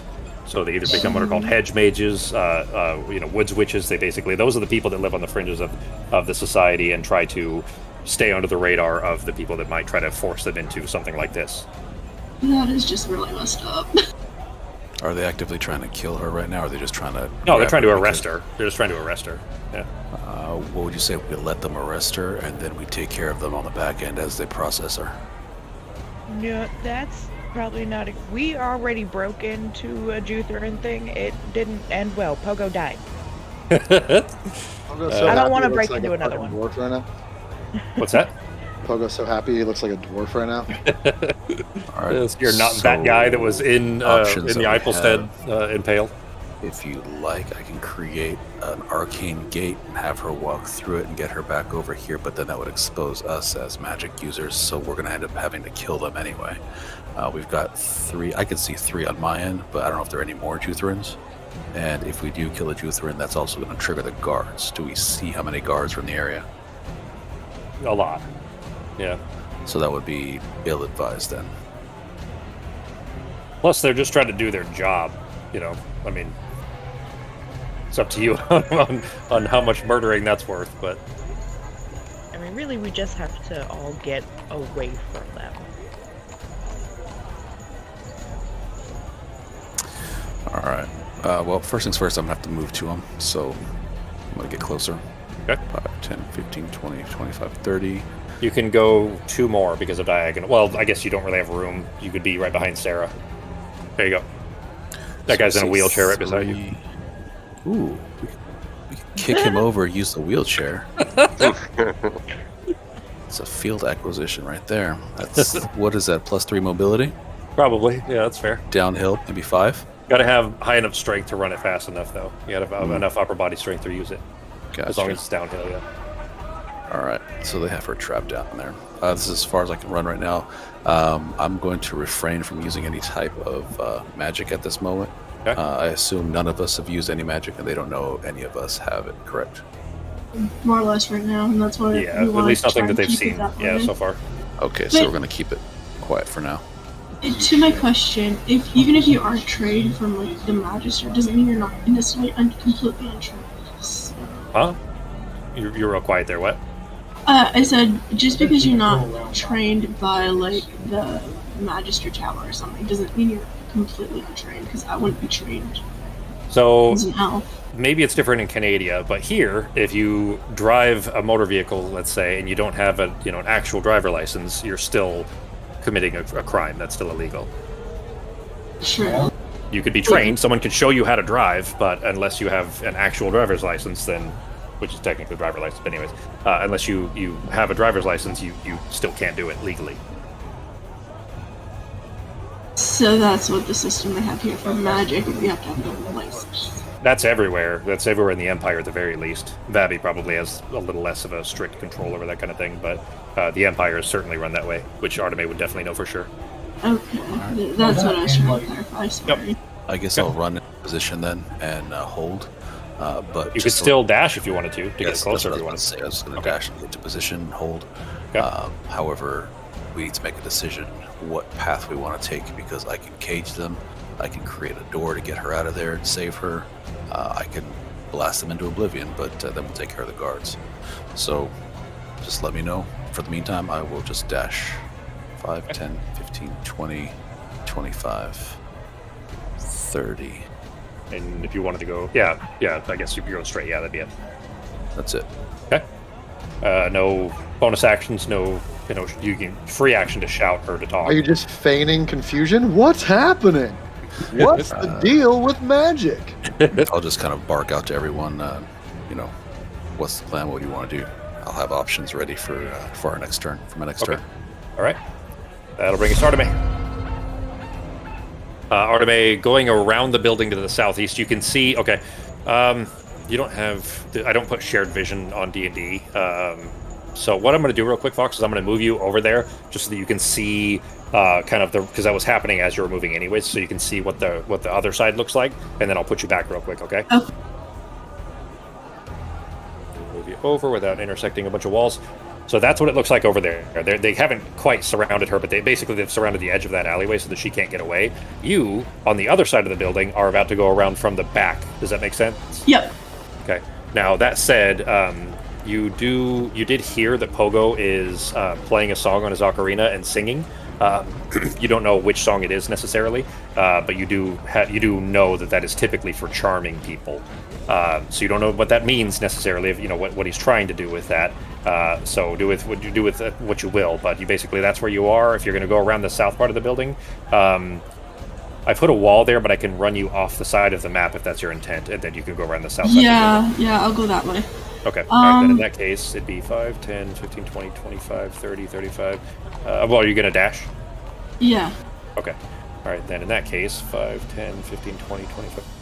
All right, so you can get to about there. So you see the corner on the back side of the building, and you know that at least she was backing into that alley when you last saw her. Okay. Okay. So it's going to look a little weird for you because you're actually off the map at the moment. Yeah, that's fine. Okay. You probably didn't expect us to try and go around stuff. Yeah, not quite that far. I didn't have a big enough map that would cover all of that. But I also, she kind of got cornered there. I wasn't really, I was hoping she would get further. But it's just how the rules worked out there and her movement and everything. All right, let's see. That was action and movement. So bonus actions or no? No, I don't really have any. All right, Sai? She's just gonna keep following her. Okay, all right, then she can get to about yay. All right, that brings us to Pogo. Right, so, Keeping the song going or no? I am going to stop the song. Okay. I am going to move around so I can see her back down. Oops, come on. Oh, got my bird. My bad. So I can kind of do a better job hopping over like this little barrel thing of seeing everyone here. Okay. I'm going to look around. and I am going to take the 4 Juthrins and the and the other closest 8 people around me, not including my party. And I'm going to cast Mass Suggestion on all 12 of them. Okay. Or at least as an attempt, as a 6th level spell. All right. Pulling out a little bit of Snake's Tongue and a little honeycomb on my tongue as I start casting this spell. And I'm going to tell everyone, just in like a loud, not on the girl, but like in a loud area, everyone find a comfortable place and take a couple-hour nap. Okay. I'm just gonna shut this market down. All right, let's see what happens here. I've got, I think, 12. 1, 2, 3, 4, 5, 6, 7, 8, 9, 10, 11. So because not her, right? So you're not counting her? Not her. All right, then in that case. And I'm also going to have Pietro fly. It's not going to matter how this ends for them. I'm telling Pietro to go fly to pick her up. And I'm going to try to push through and jump on Pietro as well. Okay, all right. I'm not going to roll individually for all the commoners unless you really need them to go to sleep, just because that would be 20 dice rolling on the screen. The Juthrins, but well, because the thing is, a couple of them have advantage against. Actually, you know what? Can I change it? Can I just go back and be like, dance until you can't feel your feet? It's going to be a dance party in the street. All right. There we go. All right. Pacifier failed. Residor failed. And a natural 20 on the clergy. The least threatening one, the clergy, basically a regular priest, not armored, standing on the stairs, they're kind of slightly above her, looks in surprise and shock as the 3 armored soldiers, including the Residor, who doesn't drop it but takes the lantern, closes it, pushes it back onto his belt, and the 3 of them, all armored, just clanging away as they rattle their sabatons into the stone, as these 3, the actual threats, because like I said, the clergy isn't really a threat. He's got 10 hit points. You guys saw them before. In fact, you didn't kill them. You just let them be. But those 3 are charmed and are currently dancing. Apparently I have to do those individually. That's a good use of a 6th level spell. I'm having Pietro come and pick us both up. All right. Pietro 60 as I run past the guards. I'm going to say that's just barely enough for him to dive down into the alleyway. Artemis coming up around the corner. You see that as you try to dive up onto Pietro. Do you still have enough movement or no? So I only moved to see here 5, 10, 15. Move, so I can move back to where Pietro's got a flying speed of 60, so he should be able to pick us up. He's got enough to grab her. That's true. He could fly in your direction. And I was just going to jump on him. So okay, yeah, he's not going to be able to get very far. Jump up. Basically, nope. Yeah, the 2 of you basically are going to be like right there. I'm going to set you guys up to the side. I'm going to basically tell her it's okay, trust me. We're going to get you somewhere safe. Okay. And I'm also kind of going to like not give her a huge choice in the matter. Like I'm basically, if she kind of like struggles a little bit, I'm still pulling her onto Pedro. And then we're going to start getting more and more creepy by the minute. Yeah, and then we're going to start flying kind of back towards the other building. Okay. I will admit, Pogo doesn't really know where to go right now. Okay. That spell lasts a really long time, up to 24 hours that I just cast. Yeah. I assume it's going to take maybe an hour for them to not feel their feet, so I feel like I got some time. Okay. And they are wearing heavy metal right sabatons, so that like they're gonna be a lot of concussion on their feet, so probably won't take too long, but definitely a while, yeah. All right. So you can't really like for him to fly down there was like 50 feet, so he can't get very far after grabbing the 2 of you. Feet up. Like he's still basically on the ground with the 2 of you next to him, or climbing aboard. But those 3 that are right beside you are not in any shape to attack at the moment, at least. That will bring us to Sarah. Right. So I can cast spells through Noctua, right? Yeah. Well, you mean touch spells? I guess. What do you? Real quick, could Pietro use dash as an action? Because he wasn't doing anything. Ben is yes, he can. I forgot about that. Yes, Ben is. I'll just have him. Ben is channeling his Sako to put appropriate memes in Discord. Okay. Yeah, like 20 to 30 feet up, and then like 30 feet back to the northwest. Okay. And continuing to like on that kind of trajectory. Okay. Like up here. Yeah. That'd be about as far as yeah. he could get. So, all right. Yeah, we might loop back around before there, and then I'm just trying to like calm this girl that's on here with me. Okay. All right. What's Sarah doing? Okay, so I'm looking through Noctua's eyes, and this dude is still in range, and since I can see him through her eyes, I'm going to cast Polymorph. On who? On the one that didn't... The one that saved. Clergy? Okay. Yeah, the one that's not dancing. Okay. They're still able to talk. Keep that in mind. So if your goal is to like, I guess just keep that in mind. They're not like they are dancing, but they are still they're not incapacitated, right? Pretty sure they're still not incapacitated. Whether they have to follow the order, but otherwise they're not incapacitated. I'm just more worried about them like following after. Okay. them. All right. What shape? He's gonna be a mouse. All right. And the clergyman is now a mouse. Let's see, it is a DC 17 wisdom.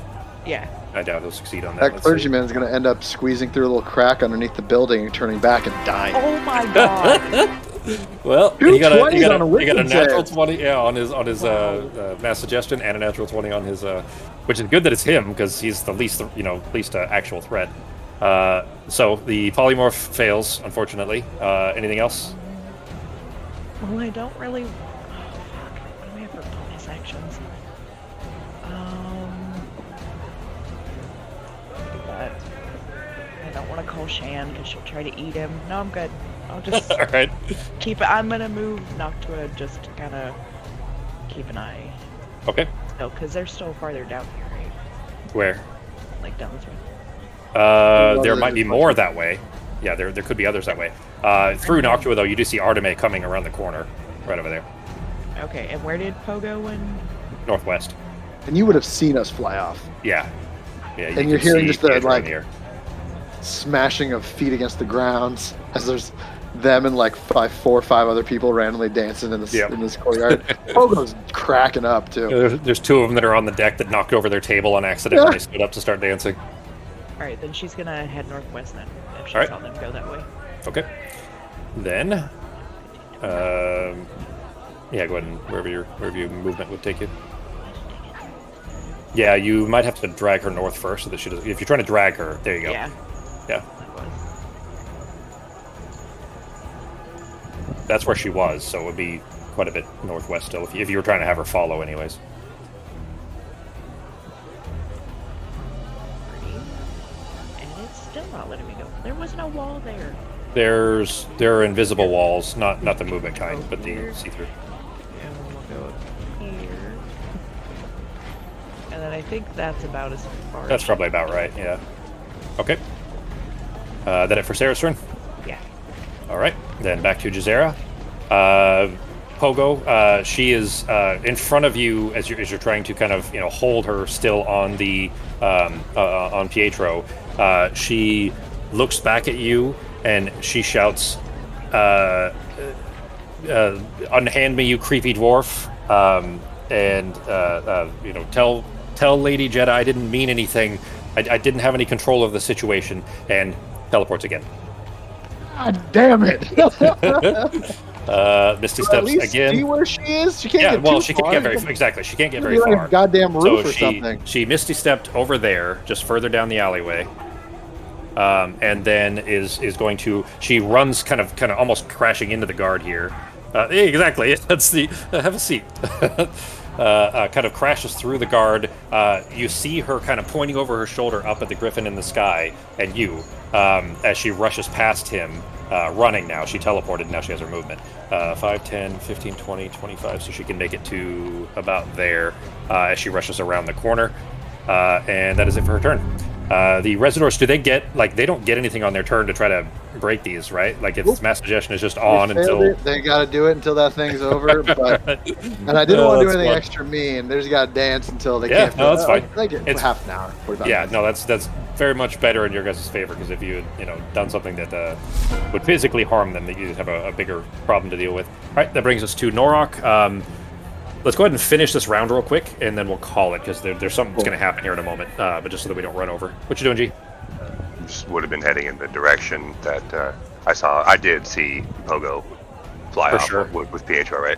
Yeah. You then can I still would see Pietro and Pogo up in the sky there. Okay, I'd be moving that way then because I'm sure I would also notice that those 3 clergymen are dancing, so I'm assuming one of the little ones or Artemis did something to them. So I'm assuming they're not a threat. Yeah, so I'm just going to head towards... Are you going to dash then? Yeah, I'll dash. I don't have any other actions right now. All right, then Moving in that case, 80 feet, right? Yeah. You know what's funny? I just realized Pogo has to use action, well, movement, action, and bonus action to get 75 feet.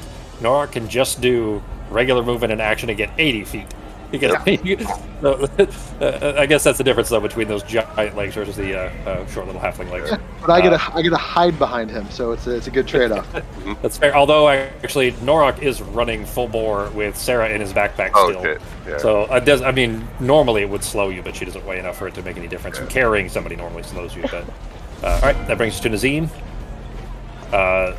You just saw Norok kind of running as fast as he can, basically jumping over stalls and shit, trying to get up towards where the griffin is to the northwest. Yep, I'm following him. Okay. I'm going to use a dash too.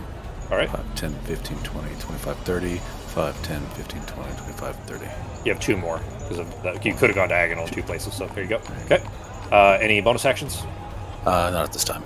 All right, then looking around the corner there, you see, well, straight ahead of you, rather, and then you do basically following the direction of everybody's kind of shocked glances of the guard, and then these two men that you see by a tree over there. They are looking down to the south, which must be the direction that she's gone, based on what you assume to be the case here. Artemis, I'm going to go ahead and put you back on the map over here, just for next week, just so that you're kind of over at the edge there. It would be your turn anyways, but we'll just put you back, at least so that you're at the edge of the map instead of being off the bottom of it. You know what? There's enough commotion. Probably only Artemis would pick up this sound. You hear the sound of like a metal grate being opened and then slam shut, and it echoes. The slam part kind of echoes down the alleyway. She must have jumped down through something, like a sewer grate or something of that effect. Okay, I'll look for that next time then. Sure. All right, let's go ahead and call it there, guys. She, just so that you guys know where she went, she ran off and then jumped down through like a sewer grate is essentially what happened, and is not won't be visible around that corner at the very least, although there are people you can ask and so on when we come to that next week. All right. So real quick, That went terribly. Good job, everyone.